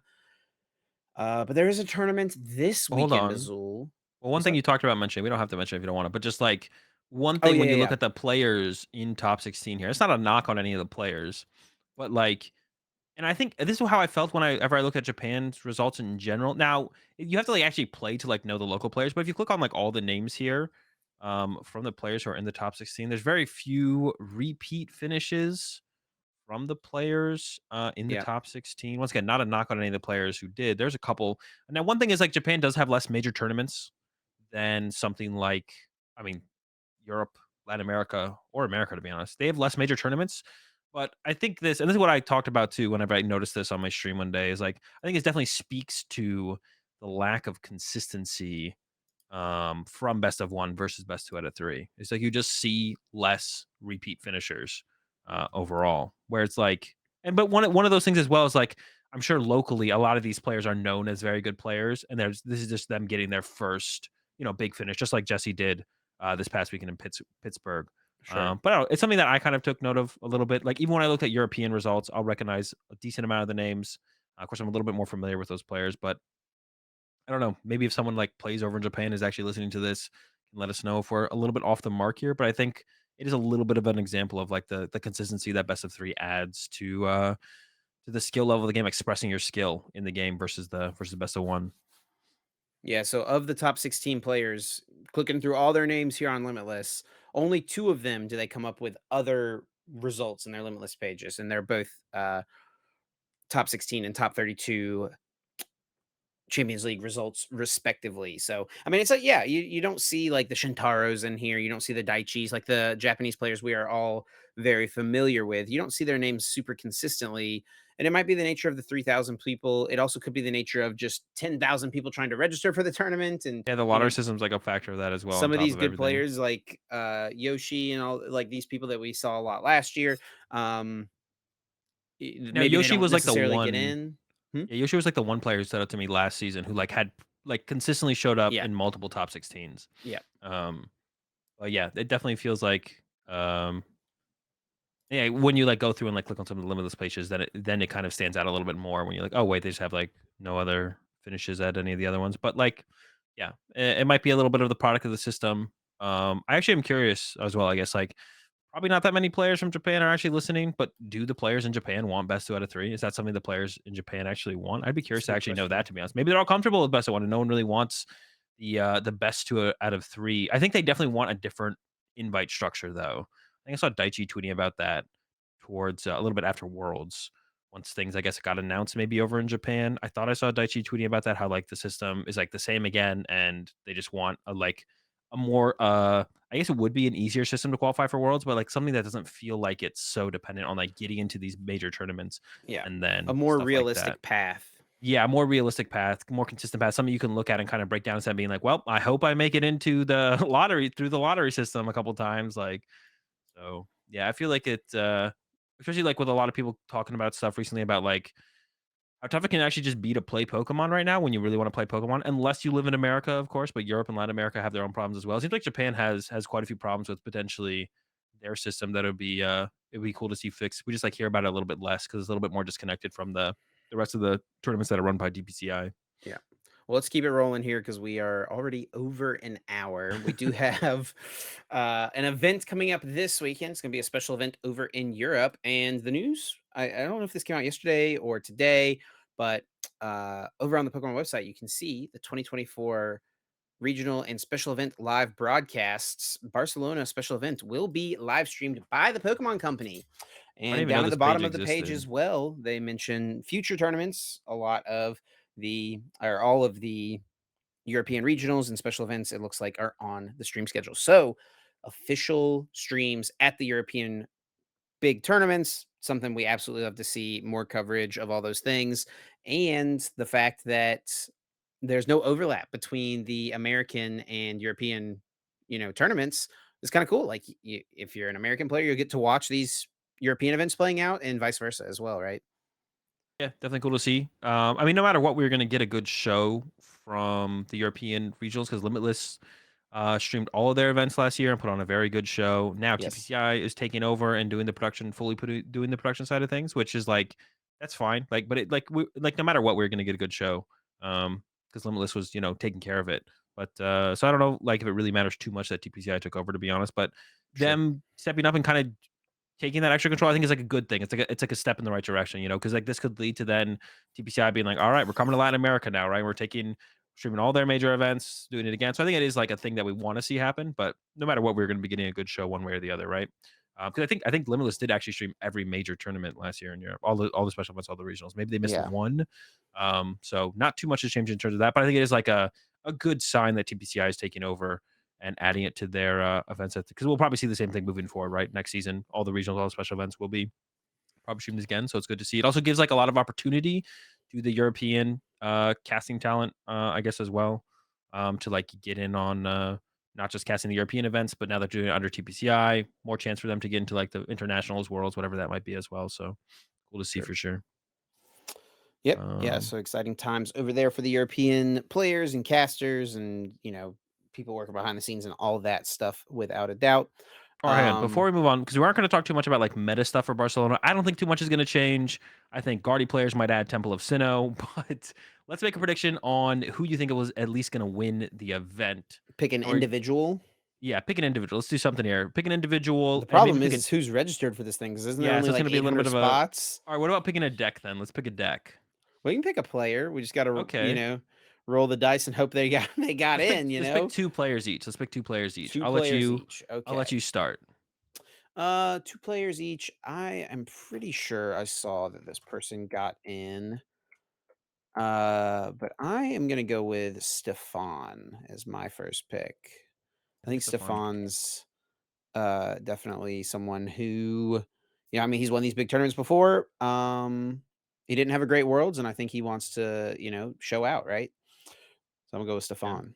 Definitely. I think Stefan is like one of the I mean Stefan of course like does well, but like Stefan usually does pretty well at the special events, like pretty consistently. And the special events in Europe are like they're just as big as their regionals. So I'm gonna go with I know Tord did not get in. I'm gonna go with Owen. Owen Cameron. Um I'll pick Owen on this one. Who's your second player? Um, with Stefan, let me go a little farther down from. Let me pick someone who's like less a player that we, normally would highlight, right? Because I feel like Owen and Stefan definitely fit that mold. Let's go with. I'm gonna go. Don't know if he's Pick registered. I'm gonna go with Adam Hawkins. Always shows up with spicy decks, so I think he's gonna have brought some spice. He's gonna make it happen. He's the guy who played Aggron at Worlds. He was one of the Arceus first people to Aggron. play Lost Box Rayquaza, and then that like Yep. became a meta deck, right? Yeah. So yeah, I'll go with Adam Hawkins from Great Britain. All right. I'm gonna go with now Benji was talking on Twitter about some players who registered, and apparently they are registered. I'm gonna go with Magnus, who I think is like a underknown European player. Is a He's a world senior world, champion, man. yeah, senior world champion. I don't think he has won any majors and masters, if I believe. But I definitely think Magnus chooses to play some pretty bad decks sometimes at tournaments for sure.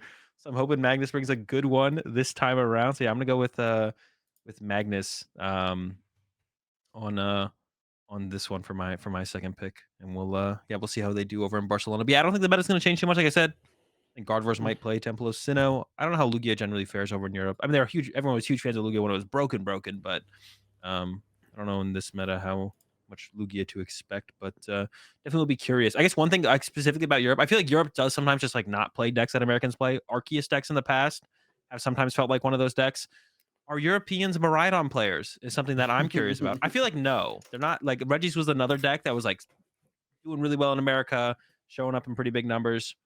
There were some pretty good players playing Reggies in Europe as well, but it didn't feel like it was a very It was popular. I feel not like as Miraidon popular with the masses. yeah, but I feel like Miraidon could also be one of those decks. I'm curious to see if Miraidon shows up for Europe or not. I guess we'll find out this weekend.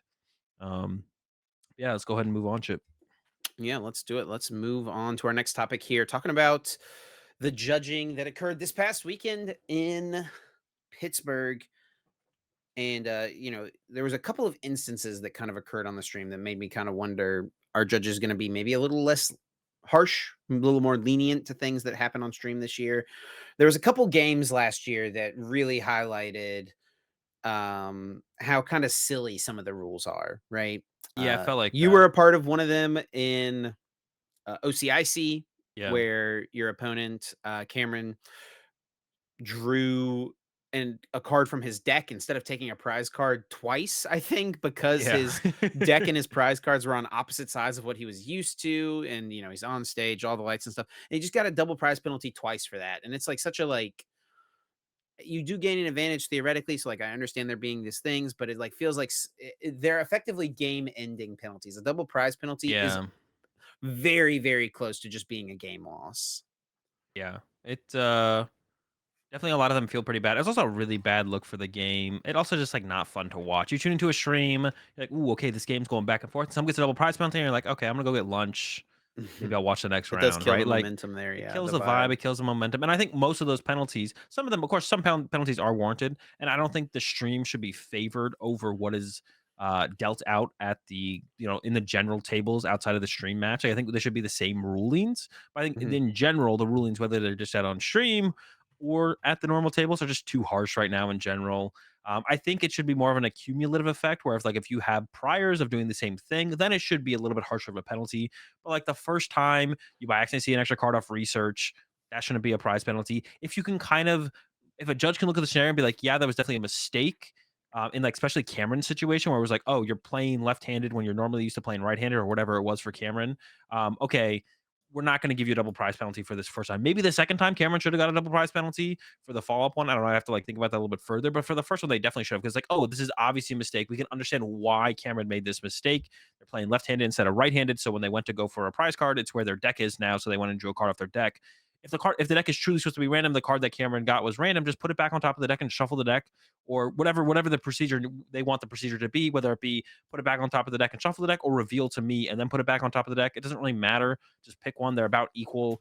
And then if it does compile and there's multiple offenses of the same kind or similar, then I think the penalties are reasonable. But I think getting like a DPL initially for your first time by accident seeing like an extra card off of a research is just kind of silly.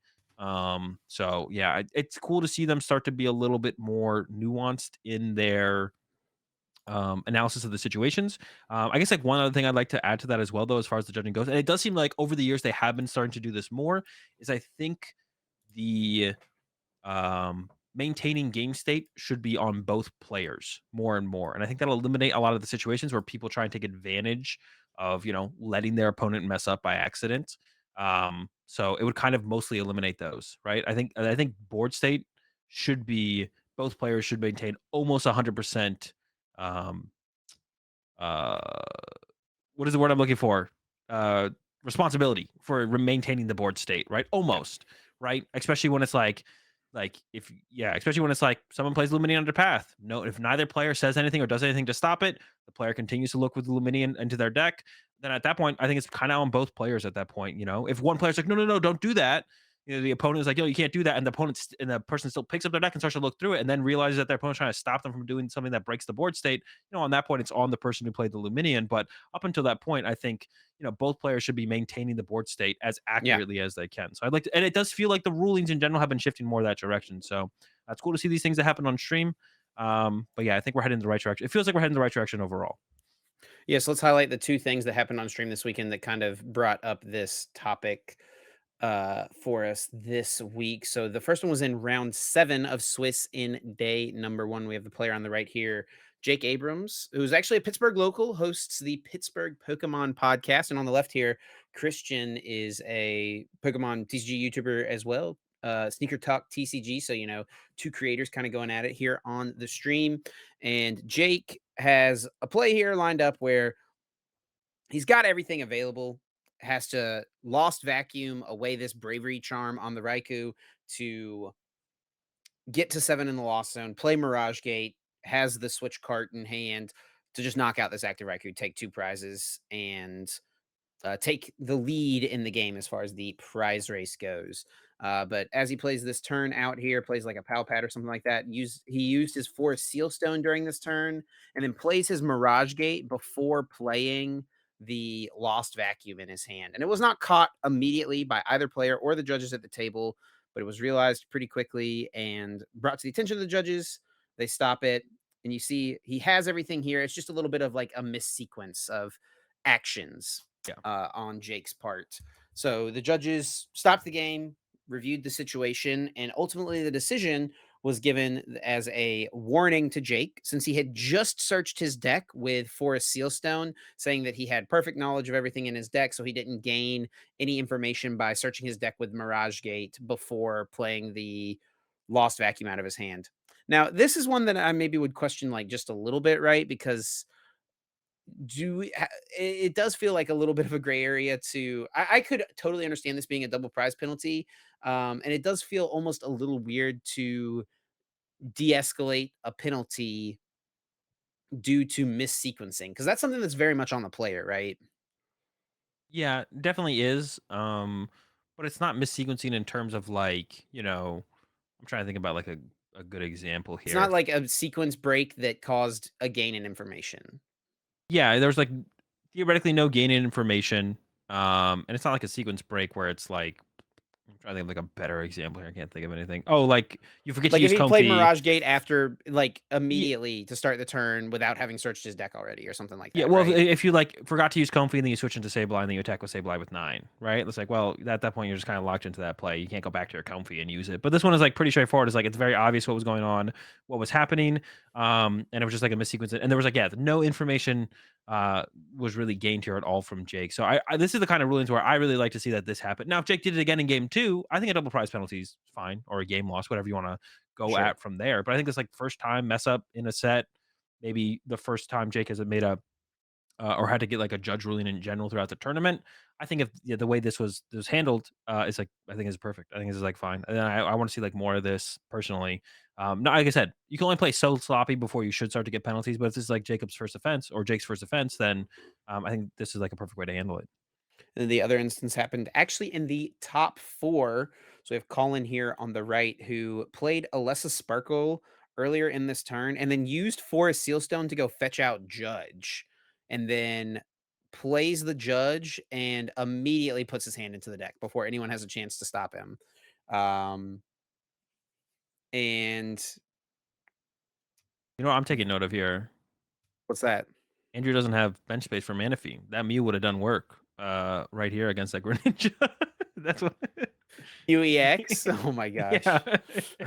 Yeah, in the I'm in just the joking. Mew VMAX deck, it's just a Mew Hey, Mew deck. I don't know. Yeah, why not? We can rock it. Mew Mew, get the extra Mew in there. We'll have to ask Drop the Xander what he Greninja. thinks about it, the professor of playing non-fusion strike Pokemon in your Mew deck. Yeah. But Does yeah, it work, it does Xander? get Let us caught. know. It does get caught, does get stopped. And what the judges did in this instance, I can shed a little light on this, I guess, since I was backstage, was came back and actually looked at the replay, and they were able to identify every card that Colin had in hand and place them back into his hand. Normally, in this instance, a player shuffles their hand into the deck, It's Yeah. unrewindable, unretrievable, so it's just a game loss for that player. And you Yeah. hate to see like a top 4 match end in a way like that, right? Yeah, once The again, it's judges just came such a back. bad look for the game. Like it's so good to see this kind of resolution happening. And I Yeah. know people have like made the argument in the past. Well, it's like, well, you're not always gonna have a judge sitting next to you if you're in your normal rounds or you're not on stream, so the stream can't catch things or people backstage can't catch things. So they should hold them to the same standards as like a player just like playing at tables. But even when you're playing at tables, like sometimes there's like a he said she said situation, but there was a judge standing right there who caught actually what happened and then can then back up one side or the other, and then the ruling gets put in that favor, right? So it's like the same thing where Right. it's like nothing is ever going to be truly be fair in those aspects. So we should just whenever the game can be played out as fairly as possible and as much Pokemon can be played as possible, we should always just try and accomplish that.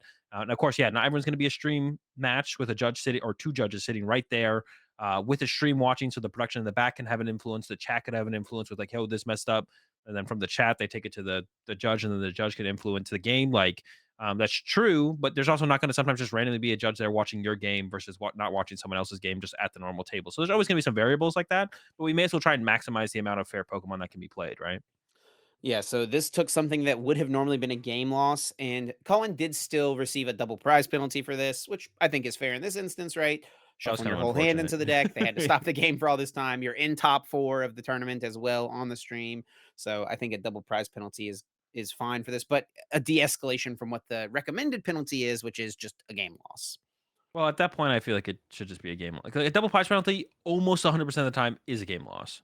Sure. So I know like Pram has specifically been like pretty adamant about this. Like double prize penalties are just silly because they're almost always just game losses anyways. Like what's the point? Yeah. And that's why I think some kind of escalation system is better. Like I think if this is Colin's first big mess up in the tournament that a judge has had to come over and like fix, then I think this shouldn't be any kind of penalty. It should be a warning. And if it happens again, then you give them a game loss. Like just escalate straight to a game loss. I know you can still win. In this instance, since it's able to be they're able Yeah, to yeah, because you can recreate just at the end. Yeah. recreate it, fix the broken board state to back to what it should be with minimal, if no, knowledge gain from either player. Then I think it should just be a warning, and then kind of move on. And then if it happens again, then you give them the game loss. Even and I'm one of the players who was like, I was able to win on at OCIC. I came back from a double prize penalty and won a game on stream. Like so, it can be done, but I feel like the system is just so bad right now. We're just giving out double prize losses or double prize penalties like like candy, and they're effectively game losses. So yeah, I'm not a big fan of that kind of system that we have going on right now. So hopefully, I would like to see a change in the future. So the real question and the real way we're gonna see if this is something that's changing this year is gonna be like when someone inadvertently during setup draws their mulligan before they put the prizes out or something like that. Like, is that Yeah. person going to be given a 2 prize penalty for something so silly and minor? Is Well, what I'm curious to see. So we'll keep our eye on that and keep everyone updated as more tournaments happen throughout the yeah. year. I don't want them to. I would hope that's something that we can remove from the game is double prize penalty or double prize penalties for seeing an extra card on the first offense. But if that's what they're dishing out at the normal tables, that's what they should dish out. I feel like at or on stream because like no extra amount of stream watchers and production watching in the back or judges at the table stops you from seeing the extra card, right? So if that's what they're dishing out at the normal tables, that's what they should dish out on stream still, as far as that goes. But obviously, like with the camera here with the judge, you can get the cards that you shuffled into your deck out of the deck from the judge because we can watch the video. All right. Well, let's move on before we get to guess that flavor text to our sponsor segment. And of course, we do have to give a huge thanks to Dragon Shield for being a sponsor of the Uncommon Energy podcast. Dragon Shield makes some of the best card gaming and tabletop gaming products, accessories on the market, including sleeves, binders, deck boxes, and so much more. Azul, only 6 rounds out of your sleeves this weekend. Did you waste a pack of blood reds on 6 rounds? No, I use the blue color. I'm not sure which blue I use this round. I didn't do the mid day one re-sleeve that you Well, you find were to be. done before Yeah, midday I one, know. Yeah, bro. that never happened because I was done so quickly. That is true. Yeah, so no mid round or mid day one re-sleeve for me. I forget the blue ones that I was rocking, but yeah, big shout out to Dragon Shield for always keeping my cards protected. You can check them out over at dragonshield.com/webshop/EU or US or find them literally anywhere else. And with that, it is time to move on to guess that flavor text. I feel like we need to get some like theme music going or something. Do, do, do, do, something like that.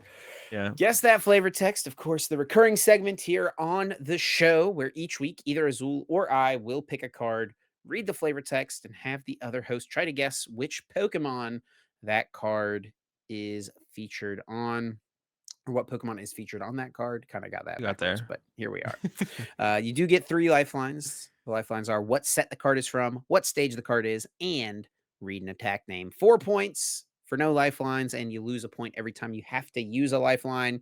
I don't know exactly what the score is. I know I'm ahead. Azul has a chance here to catch back up. I think I'm ahead like 3, maybe 4 points, something like that. Maybe. Let's see if Somewhere I around can make there. up some ground here. Yep. So, Azul, are you ready for your card this week? I'm ready. Hit me with a chip. All right. Its body can't be harmed by any sort of attack, so it is very eager to make challenges against enemies. All right, that one's tough. So it's like some kind of rock Pokemon or like fighting Pokemon. Probably. I'm trying to think of Pokemon that are just like maybe like a Geodude. I guess it could be. Um, but yeah, some kind of like rock Golem, Geodude, old card, maybe. Let's go with what set the card is from. Give So me I a did better think this idea. flavor text was kind of hard, but the reason I rolled with it was because I thought that maybe the set it was from would help you. Maybe not in the sense of knowing what cards are in the set, but in the sense of narrowing things down because this card is from Neo Discovery. Sheesh. So we're going old school here. Old school. Now I'm thinking maybe like so it's not like Carkol or what else I say? It could be Golem, I guess. I don't think there's like a Golem. Now I'm thinking like Rhyhorn, maybe. Rhyhorn is like got like a yeah. We'll go. What stage is the card? It is a stage 2. Sheesh. Okay, stage two. Metagross, maybe then it could be a Metagross. Steel Pokemon, Magnezone, Metagross. Let's go with an attack name. Maybe that'll get me a little bit closer. Although they could have similar attack names, I assume. Trample. Trample. So it's not Magnezone or Metagross. It's a stage two, and its body it can't be harmed by attacks. Read me the flavor text one more Yeah. time before I make a guess here. Its body can't be harmed by any sort of attack, so it is very eager to make challenges against enemies. And what set is it from? It is from Neo Discovery. Discovery is like the fossil set, right? I assume. I assume there's fossils in that. Maybe I'm I wrong on think there that. are fossils in the set, yes. Yeah, so that's what I'm thinking about now. I'm trying to think about what back then, what fossil Pokemon were there? Aerodactyl, maybe Kabutops. Although I feel like Kabutops could probably be. I have no clue at this point about this one. Stage two, Trample, maybe. And I am just like stuck on this one now. Golem is what I'm thinking now. Golem's a stage two, right? Golem is a stage 2. I'm gonna go with. I think of other old fossils. I'm gonna go with Kabutops. It's not Kabutops though. I'm going with Golem. No, but Golem doesn't have Trample. As I'm trying to think, like what has Trample? Old Pokemon has Trample. Yeah, uh Rhyhorn, I feel like you Nidoqueen, could get this one. I feel Nidoking. like our listeners have gotten this one. Several of us like Yeah, they've already locked it in. All right, I'm just mhm. gonna go with Kabutops. I don't know on this one. There actually is a Kabutops in this set. Ooh, S- okay. Well, there's fossils, right? So there's not that many fossils back then. Sure. Yeah. But this is not Kabutops. Yeah, I didn't think so. What are we rocking This with? Azul is Tyranitar. Oh, okay. Tyranitar from Neo Discovery. The first ever Tyranitar card, I'm pretty sure as well. Dude, I don't know. Iconic card. I do feel kind of obligated to tell you, by the way, that neither Metagross nor Magnezone existed Oh. at this time. What do we have? Magnemite and Magneton. Those are Yeah, existed, yeah, right? yeah. Okay, yeah. Yeah, see, my generations of Pokemon are a little bit off for sure. I Not to almost anyone's gave you surprise. Slam, but I felt bad. I was like, okay, maybe Trample will help him out a little bit more for the No, attack. I would have never guessed Tyranitar would have had that flavor text where its body can't be harmed by any sort of attack. Yeah, I don't know. I wouldn't have thought of T-Tar as Yeah. that Pokemon. But yeah, it makes sense. Yeah. Yeah. Yeah. I mean, it is like a cocoon type thing on its body, I feel like, right? Yeah. Because of what All it right. evolves from. So, but yeah, better luck In 2 Another weeks, L. Azul. Yeah, another L for me. Now let's move on. We got a bunch of new cards to talk about. So many Um, good cards. yeah.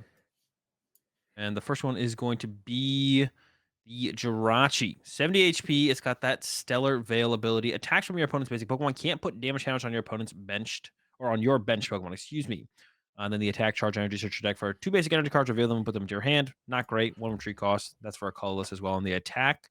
But yeah, definitely an anti-Sableye card. So this card completely shuts down Sableye from putting damage counters on your bench Pokemon. Can still put damage on the active, but Sableye isn't the only thing putting damage counters on bench Pokemon in the Lost Zone deck. Greninja is also a threat. So how effective do you think this Jirachi is going to be at shutting down Sableye? Because that's basically all it does is shut down Sableye.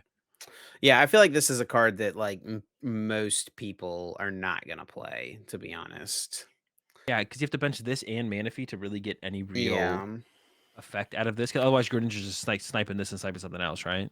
Pokemon is keeping with their theme though of like printing like very obvious direct counter cards. Like it's no secret why this card is being printed, right? It's because of It's how even good, how dominant Sableye has been the past year. now, how do you think this is an emergency print, or do you think this is already like planned out for a while? Like we're gonna let Lost Zone run around for this long. Well, I almost wonder if Sableye is better than they thought it was gonna be, right? Yeah, it definitely feels like it. It feels like it was maybe too good. It feels like Sableye. It felt like Sableye I mean, do you ideally is remember just kind when of we clean up first talked Pokemon. about Sableye? No, we're It like was 10 the Lost Zone episode team that stuff. Andrew was on the podcast and Hmm. we looked at the new cards. Yeah. And listen, I mean, I'm not trying to toot my own horn here, but I did say this card seems pretty good to me. I don't know. It does depend on how good the Lawson stuff is, but I think it seems pretty good. And you and Andrew were both like, bro, you got to get 10 cards in the Lost Zone. This card is terrible. Yeah, I guess a little bit wrong on that one. But that's fine. It won me a international championship, so Yeah, yeah. I'll take it. Yeah, for sure, for sure. But yeah, I Yeah, mean, I this is mean, Pokemon just kind of keeping with their theme. I don't really think it's gonna be super played. I mean, unless people really want their board to look like this, like Azul said. Throwing a Manaphy out there, a Spiritomb, Solrock, Lunatone, why not get him in the party? You get that call for family Solrock so you can get all these Pokemon in get the play. squad set up. Yeah. Um, and then yeah. So like, yeah, you're gonna need that plus Manaphy. But if that does just beat Lost Zone for your deck, right? Because a lot of decks are still gonna run Manaphy anyway. So it's just really at the end of the day, it is just a one card inclusion, right? You know what And deck if it's that probably just best beats, in? huh? Lost Box. Is in the mirror match. Yeah, it's a mirror tech. That's Yeah. probably where this card fits the best. Oh yeah. Well, I guess when you and your opponent both bench this and Manaphy, you're both attacking with crams. Like, you put down Manaphy, Jirachi, Turbo going first. They put it down going second, and then you just like chain crams from there. Yeah, I guess that could be the way things go. Maybe some kind of canceling cologne builds. You know, come Who out knows, man? cross switcher canceling cologne lost box could happen. Could happen. Got Pokestop so could get a lot of that, a lot of those item cards for you. We Um, also do have a new special energy. This card's not great, but like it does something unique, right? It's a just a colorless special energy. When you attach this card from your hand to one of your Pokemon, heal 30 damage from that Pokemon. So I don't think there's anything right now that stands out to me that this goes super well with, but yeah. like I wouldn't be surprised to see this card be played at some point in its life for sure. Yeah, maybe. Yeah, healing 30 is like decent for sure. Like for sure, healing 30 is decent, but it's always hard to fit these kind of cards in decks, to be honest. So we'll see. Yeah. I mean, in decks that like already have a colorless, attack cost, like it could definitely I think make its way into something. But where things get definitely crazy is where a bunch of ancient Pokemon were revealed, ancient and future The Pokemon. future. So this is for the Uh, Japanese sets Ancient Roar and Future Flash. They're going to be released on October 27th, and we're going to get them in November. So about a month later. What week does no Paradox Rift come out? Oh, it'll release Friday, November 3rd. So we're literally getting this a week after Japan gets their set. That's is that the okay, we're on closest track. is that the closest ever set release? Yeah, Obsidian Flames and Ruler of the Black Flame was 2 weeks, or was Yeah. that like a week as well? So this is big. This is like them. Well, now we have to see how consistent they are with this, but I assume with these two releases back to back being this close, of course, 151 is a ways. That one, was not great in the release timing compared to these 2, but that's yeah, that's, like, super close compared to how long do we usually have to wait? A month, sometimes 2 Yeah, to get the yeah. cards? But this is literally just, like, a week or so difference, and, it already seems like, because we haven't heard any news so far, that our rotation is gonna line up with Japan's as well. That's really sick to see, them kind of aligning us with Japan finally. It's taken since the game's existence, since the game initially, came out, 23, 27 years? When did the Pokemon first set come out? 1990 99 in the 1999, US. so, like, 24 years, 25 years, but Yeah. 25 years later, hey, the set releases are aligning. So, I don't know if, like, way back in the day, they were close as well. I don't think so, though. So, someone can correct me on that in the comments, but it's really cool to see. I think it's, like, a big deal to see that. It's, like, it's gonna make it so much nicer to play in Europe and the US because we get to, like, figure things out alongside Japan instead of, Yep. like, Japan figures out stuff first. It'll And, leave like, a little bit super more advances our mystery. metagame before we even have a chance to Yeah. experience it, It'll right? it'll let us experience stuff, that hasn't already been solved, and then it'll leave a little bit more of a question mark on our first couple major events when the set just releases. Whereas instead of taking all of Japan's knowledge and then Yep. building on that, we gotta come with our own knowledge first, So to begin these with. cards will be legal for play at LAIC, which is definitely a big deal. That's how they usually Um, time 'em up too, right? The ICs are usually which can that's be a what they little bit try weird to now, do. but They I guess missed that'll the be a market set. worlds pretty bad, but Yeah, and OCIC doesn't exist anymore, so there will be a little bit of a set will release and no IC to go with it, but yeah. yeah, these will be available But at LAIC. let's go ahead and talk about him, the big boy that everyone has been talking about on Twitter, and that is Iron Hands EX. It's a future Pokemon. It's a lightning type, 230 HP. It is a basic for 2 lightning and a colorless. It has arm press for 160. Not anything special there, but where Yeah. it does shine is the strength amplifier for 1 lightning and 3 colorless energy. So a pretty big commitment to power this guy up. 1 lightning, 3 colorless. If your opponent's or sorry, 1 lightning, 3 colors, 120 damage for the base. And then if your opponent's active Pokemon is knocked out by damage from this attack, take 1 additional prize card. Yeah. So ADP, Stoutland, all these cards that people have hated over the years. Is this just the next incarnation of it? Is this really worth all the fuss? Because people have been going crazy over this card, thinking Yeah, it's and going to break mostly the game. yeah, mostly in, like, fear and hatred of the card, but, like, we've had Articuno, we've had Plasma Lugia, neither of those were, like, anything to worry about, and I think after the most recent, uh, seemingly unnecessary panic over Turbo Patch, like, just wait and see how it plays out. Just, like, it could be broken and it could be make the game really unfun, but we don't know that yet, right? Give it a So chance. yeah, I think just, like, wait, let the card come out. We'll see how good it is. We'll see how the meta kind of evolves around it. Maybe it is really good, but maybe they just make some decks bad, which makes other decks good, and the meta still if the game is still fun and enjoyable, it doesn't matter if powerful cards exist. So, yeah, I think people are just kinda losing their minds over nothing, to be honest. We haven't played with the card yet. We've seen in the past, sometimes people lose their minds over some stuff, and I think it is fair to say, like, well, we've had the Mew VMAXs, the Palkias, the Lugias, and those have been pretty unenjoyable decks to exist in the meta. But it doesn't mean this will be another one of those just because it does what Stoutland used to kind of do. Like 4 energy for an attack is a lot of energy. Yeah. Now there's a couple different ways to power this thing up. Lost Zone with Mirage Gate. We've got Generator and Flaffy. You've got Charizard plus Luminous Energy, or even Basic Lightnings, depending on what you want to do there. Chi and Or Pow. yeah, Baxcalibur with Lightning Energy or Luminous Energy. So there's a ton of ways to power it up. I don't know. Do I really want to be playing Luminous Energy in my Baxcalibur Chi and Pow deck? I don't think so. So I think you let's would just let still it. play a basic lightning energy because you get it back with Yeah, superior, probably. right? So let's just Yeah. let it come out. We'll see how it cooks, and then we'll just go from there. Yeah, if it really is that big of a deal, then we can get the pitchforks out and kind of demand a ban. But until that happens, I think yeah, it might just be an okay card in some decks. I do think it seems solid. That's kind of my take on this card right Yeah, it now. I seems don't good. think it's going to make the game like unplayable, unfun, but I do think that like this is a Hopefully, solid card. That's kind of my opinion right now. We'll see though. I mean, yeah, there, yeah, you mentioned kind of the two main ways to power it up: Miraidon being able to use Generator and Flaffy, and then Mirage Gate and the Lost Zone decks. I think those seem like two very reasonable ways to try to play this card for sure. So we'll see what ends up happening. We got a couple probably other skip Pokemon.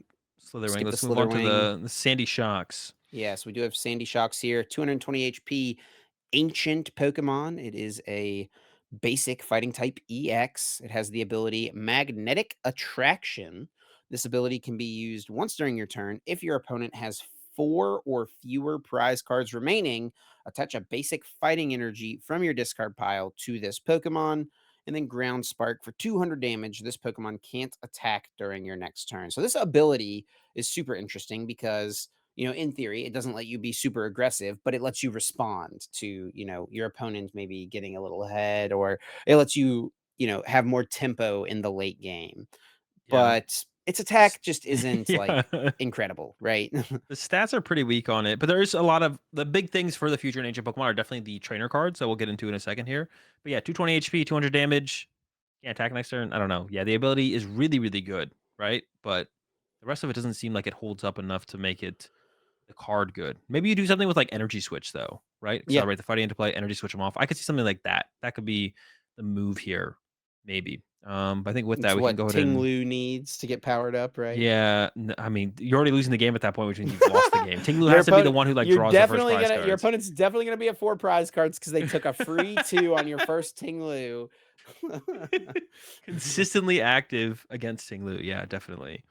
But yeah, we can go in and get into some of those trainer cards unless you want to take a look at the Iron Jug you Jugulus. use. But yeah, Yeah, let's what do go you and think get to of them. Iron Jugulus as well, just as a Pokemon? I mean, no. I don't think no on this one. I mean, I don't know because the trainer cards are the ones that like make the big difference here, right? We got the Future Boost Energy Capsule. The Future Pokemon this card is attached to has no retreat cost, pretty good, and the attacks it uses do 20 more damage to your opponent's active Pokemon. Pretty good tool card. Free retreat, Yeah, 20 damage. Can't complain. they literally took 2 of the best tool cards in the history of the game, argue like 2 top 5 tool cards, maybe the 2 top 2 tool cards, Muscle Band and Floatstone, and just made them 1 card. Now, obviously, Yeah, they can only be used on future Pokemon. So I think that is super. I think it's cool that they would give us something like this that only works for certain things as opposed to just like a blanket good tool. I like to yeah, see like the variety, right? yeah. I don't want to see Floatstone reprinted. I don't want to see, you know, Even Muscle air Band, balloon. Expert Belt, or any of these other broken tools from over the years. I don't really want to see these cards reprinted, but something like Some this, I form of think, limitation is nice. Even like Choice Belt, only, the V yeah, Pokemon. Defiance Band, you gotta be behind, stuff like that. Vitality Band being neutrally +10, I think is fine though. No one's really sure. it's I not think that's a broken. very fine card to exist in the format for sure. Yeah. But this combos, like you can obviously use it with the whatever it's Iron called. Hands. Iron Hands hit a little bit harder. The free retreat, of course, the goal. But I think it's gonna combo best with the Gallade or whatever it's called, the Gallade Guard 1. Because the free retreat allows you to Yep. move back and forth between your Gallades to get the extra 20 damage ping from the ability. And then the plus 20 damage. I mean, I think that with Lawstone is gonna be pretty good. And then you add the future boost energy capsule, the free retreat on your Gallades, the plus 20 damage you're hitting instead of 200 damage, you're hitting for 220. I think it's a big difference maker with all the damage spread you're gonna be doing in some kind of lost box type build will be pretty strong. And then we do have the Ancient Booster Energy Capsule as well. Another tool card. It is an ancient card. The ancient Pokemon this card is attached to gets plus 60 HP, recovers from all special conditions, and can't be affected by any special conditions. So Any shocks? 280 now. definitely feels worse than the other one, but I mean, it's just like they're trying to do like different things, right? Yeah, One's about yeah, like aggression, and this one's kind of about, survivability, maybe something like that. yeah, definitely. So yeah, I mean, it's just another cool. It's a very powerful tool card, but yeah, only ancient Pokemon. And if you do look at the stats of the ancient and future Pokemon, the stats neutrally are just not that good, right? We look at Sandy Shocks, meh, but plus 60 HP, that definitely makes a difference, right? So, definitely the trainer cards are what's making these Pokemon probably more viable than not. And one of the most powerful cards probably to come out of the set for the ancient Pokemon, Professor Sada's Determination. Choose 2 of your ancient Pokemon and attach 1 basic energy from your discard pile to each of them, and then draw 3 cards. So, actually, to be honest, this feels like a more powerful welder. Combos Yeah, with I Greninja. agree. You also got the stadium coming out that says discard an energy card from your hand, draw a card, right? Get that in there. Greninja, your Sada, attach return. You're swinging and setting up a ton of energy in play, playing 4 of these. You have to chain a bunch of ancient Pokemon attack after attack. And like I said, though, the stats on the ancient Pokemon aren't really that high, but being able to set like the Slitherwing that we were looking at earlier, 140 HP, and then it does 120 damage for 2 fighting energy, just one after the other, going on and on and on. It seems like it could be like that could even be like a decent threat. I don't know what other Yeah, ancients there really are, to be absolutely. honest. Yeah, and I think, what's up? Oh, go ahead. Another good card for the ancient Pokemon. Yeah, and, kind of just like a blanket good card in general Yeah. is the Earth Vessel. You must discard a card from your hand in order to use this card. Search your deck for up to two basic energy cards, reveal them, and put them in your hand. Then shuffle your deck. So it is a professor's letter, but you have to discard a card to use it. I was actually having this conversation backstage. I was backstage at the tournament when these cards were getting revealed, and I read this card to Kyle Sablehouse for the first time, and his immediate reaction was, "They made Professor's Letter better." Right? Yeah.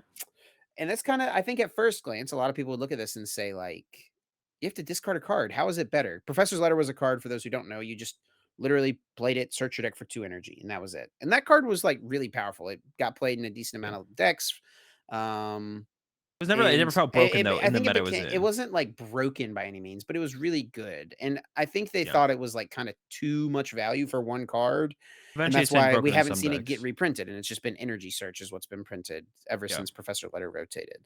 But this, feels like it's the same effect, but you have to discard a card, which can be a downside in some decks, but can be a massive upside in some others. Yeah, I think it's never too much of a drawback. Yeah, it's never too much of a drawback to discard that like one card, right? Like with Ultra Ball discarding two cards, that can feel pretty resource intensive at times. Discarding one card, not quite as resource intensive. And the value is definitely there for sure, right? That two energy you get. So um and the trade-off is, like, sometimes you do wanna discard the energy, right? You look at the Sada's determination, you want energy in your Yep. discard pile. So if you Yep. use this to discard an energy to get 2 energy, then use another one to discard one of those energy to get 2 energy, attach return, Sada's for 2, kinda cooking, right? This combos really well with Greninja, and you plus your attachment for return as well, like, that's kinda crazy. Go get 2 energy, Greninja gets rid of 1, you draw 2 cards, you attach return with the other. Oh my Sada's goodness. we're cooking, you know? So we're probably playing Pump 4 the of these in, brakes like, a little a bit, brother. You're about to run us off here. So, yeah, definitely powerful card. Definitely I don't know, like, is the discard effect more of a balancing tool? Because this isn't like limited to ancient Pokemon either, right? This is just Right. a card. Right. So It's it kinda is similar called this it reminds is me an of something ancient, like but Echoing Horn, right? Echoing Horn is a rapid strike card, but you, right like in Mew though. Yeah, yeah, right? you play it in anything, right? But, Yeah. like, you wouldn't go around playing rapid strike energy in anything, right? Yeah. You know? Speaking of another card that'll probably be played in quite a few things that aren't just future decks, we got Professor Turo's Turo. scenario. Turo? Put one of your Pokemon into your hand. Discard all cards attached to that Pokemon. So this is basically a reprint of AZ, right? It's exactly what Yep, AZ did. Pick yep. up a Pokemon, you get all the Pokemon, none of the other stuff attached. I think it's definitely like a more balanced kind of Acerola, right? I think stuff like Acerola and Charon's Care. Charon's Care, we didn't really see it being too powerful because there's always stuff that kind of overpowered Arceus in some ways. So Arceus was never like a quad Charon's Care type Arceus deck was never like broken, right? But back in the day, Acerola, I think, was too powerful. Same thing with something like a Guzma. It was just doing too much. So this is just a good card. I think AZ, that's just like AZ was back in the day. AZ never felt broken. It was just a good card. AC did the exact same thing as Professor Turo Scenario does, and I think it's just going to be a good card. Once again, future card, but it doesn't have to be just used on future Pokemon. But a future card that does have to just be used on future Do stuff, not exist. just Pokemon, but future stuff is the Techno Radar. You must discard a card from your hand in order to use this card. Search your deck for up to 2 future Pokemon cards. Oh, for some reason I thought this was like Tag Call. This was how I was remembering it. This is like you could Oh, get that any would future be thing. that might be too good. Yeah, Tag call was You go pretty get the good. tool plus the Iron Valiant, that would be probably too Yeah, good. But yeah, discard a card in order to use this card. Search your deck for up to 2 future Pokemon cards, reveal them, and put them into your hand, then shuffle your deck. Azul, your Iron Valiant Donk deck is all coming together with yeah, we're this almost card right there. here. Unfortunately, we can't search out our future boost energy capsules, but we play 4 of those, so we'll probably draw into one. Here, I feel like the Yes. discard effect is like a balancing part. Like it feels like discarding the extra card for this card does not feel like it could be a buff compared to just kind of making it balanced, right? Discarding the extra card. Of course, it's Pokemon, so being able to discard stuff isn't always a bad thing, but um, definitely seems strong, right? Yep. Mela, support a card. You can play this card only if any of your Pokemon were knocked out during your opponent's last turn. Attach one basic fire energy from your discard pile to one of your Pokemon. If you do, then draw cards if you have 6 in your hand. So kind of like Raihan, but only for fire energy, which fire has been lacking some support for quite a while now. Maybe this is the tipping point, but then also the draw effect is pretty powerful. Drop to 6 is is pretty solid as well. So solid supporter for sure. Nothing too special Yeah, though. but it's never gonna be played as more of like a one or two of, I feel like, just because like of the nature of you're only able to play it at very specific times, kind of similar to Yeah. Raihan. Now, I mean, there were decks that played multiple like Cynthia's Ambition and stuff like that, but that's because that card could do something outside of turns Yeah. where it was, something was being knocked out. This is like just gonna be a one of. Maybe it could be, have a spot in a Charizard deck. You get Ionoed to low and you need some help. You need an extra energy in play. Maybe you used your Charizard to power up your Arceus, and then now that got knocked out. You've got no energy on your Charizard. Oh Boom, you no. Mela to it and attach for turn. There we go. Maybe that's the place for it. And Might then be. one more supporter card. We do have the Tulip. Put up to 4 in any combination of psychic Pokemon and basic psychic energy cards from your discard pile into your hand. They gave us purple Nessa. Yeah, purple Nessa. I mean, Guardies might like that. I don't know. Super Rod's so powerful. Why are we ever playing this over using Yeah. Super Rod plus Ion our opponent? Although this card, I think this might be some fuel for Zatu more than anything. Maybe Oh recover a my Zat, gosh, back to the stupid recover Xatu. recover the Zatu line, recover your attacker, get energy to accelerate with the Zatu, You're attachment for turn as well. That's trolling. like so much in one supporter, like towards the late game, mid game, late game, right? All right, So we with do have a Zatu, few other cards to look at here. Moving on from the Xatu propaganda. They did release, which we basic will ignore. non-EX versions of all the ruin Pokemon, the Wo-Chien, Chi-Yu, Chien-Pao, and Ting-Lu. Any of these you want to talk about? None of them seemed like amazing to me. The Chain Pouch actually like maybe a decent one prizer to play in Baxcalibur deck, but besides that, I don't know. I think there might be better options already currently. Baxcalibur Yeah. itself is almost like a 130 for better 3 option. seems like a pretty normal Yeah. thing, right? The Um Chi-Yu, I think, like, is also something that could be, like, an okay one prizer or something like that. 50 plus for 2 fire. If maybe any of your Pokemon were knocked out by damage from an attack during your opponent's last turn, this attack does 90 more damage, so, like, this maybe could be swinging. okay, but But nothing the two important incredible. cards, Yeah. which we've had in the past and we're getting now basically reprints of, are the Technical Machined De-Evolution Evolution. Now, the De-Evolution one, attach this card to one of your Pokemon. Oh, we don't know that. De-Evolve for one colorless energy. You can use this as an attack on the Pokemon it's attached to. Well, no, no, no, no, no, read the Oh, first that is part, important. Yeah, yeah, yeah. Attaches one of your and Pokemon. That slow the down when you read Pokemon it. attaches to one of your Pokemon in play. That Pokemon may use this card's attack instead of its own, and then you discard it at the end of your turn. So it is like a you can't just like set it up and play, leave it in play to use later. If you're playing research or something like that, it's gotta come into play. And if you don't take advantage of it that turn, it does get discarded. So they are a little bit limiting in terms of their potential effectiveness. Both of them have that same text. And then de-evolve all of your opponent's evolved Pokemon for one colorless energy by putting the highest stage evolution card on them into their hand. Now, this is one card that people were kind of losing their minds over, just like the Iron Hands, where they are feeling like this is too powerful. You hate evolution Pokemon. Why are you doing this to us? But this one, I think specifically, is nothing to kind of lose your mind about. It's a tool card, so it's impossible to find. That's not true. We have Town Store. It requires your attack for the turn, and you Arvin will would like a word with you. and you definitely won't be drawing a prize card because your attack is de-evolving your opponent's Pokemon.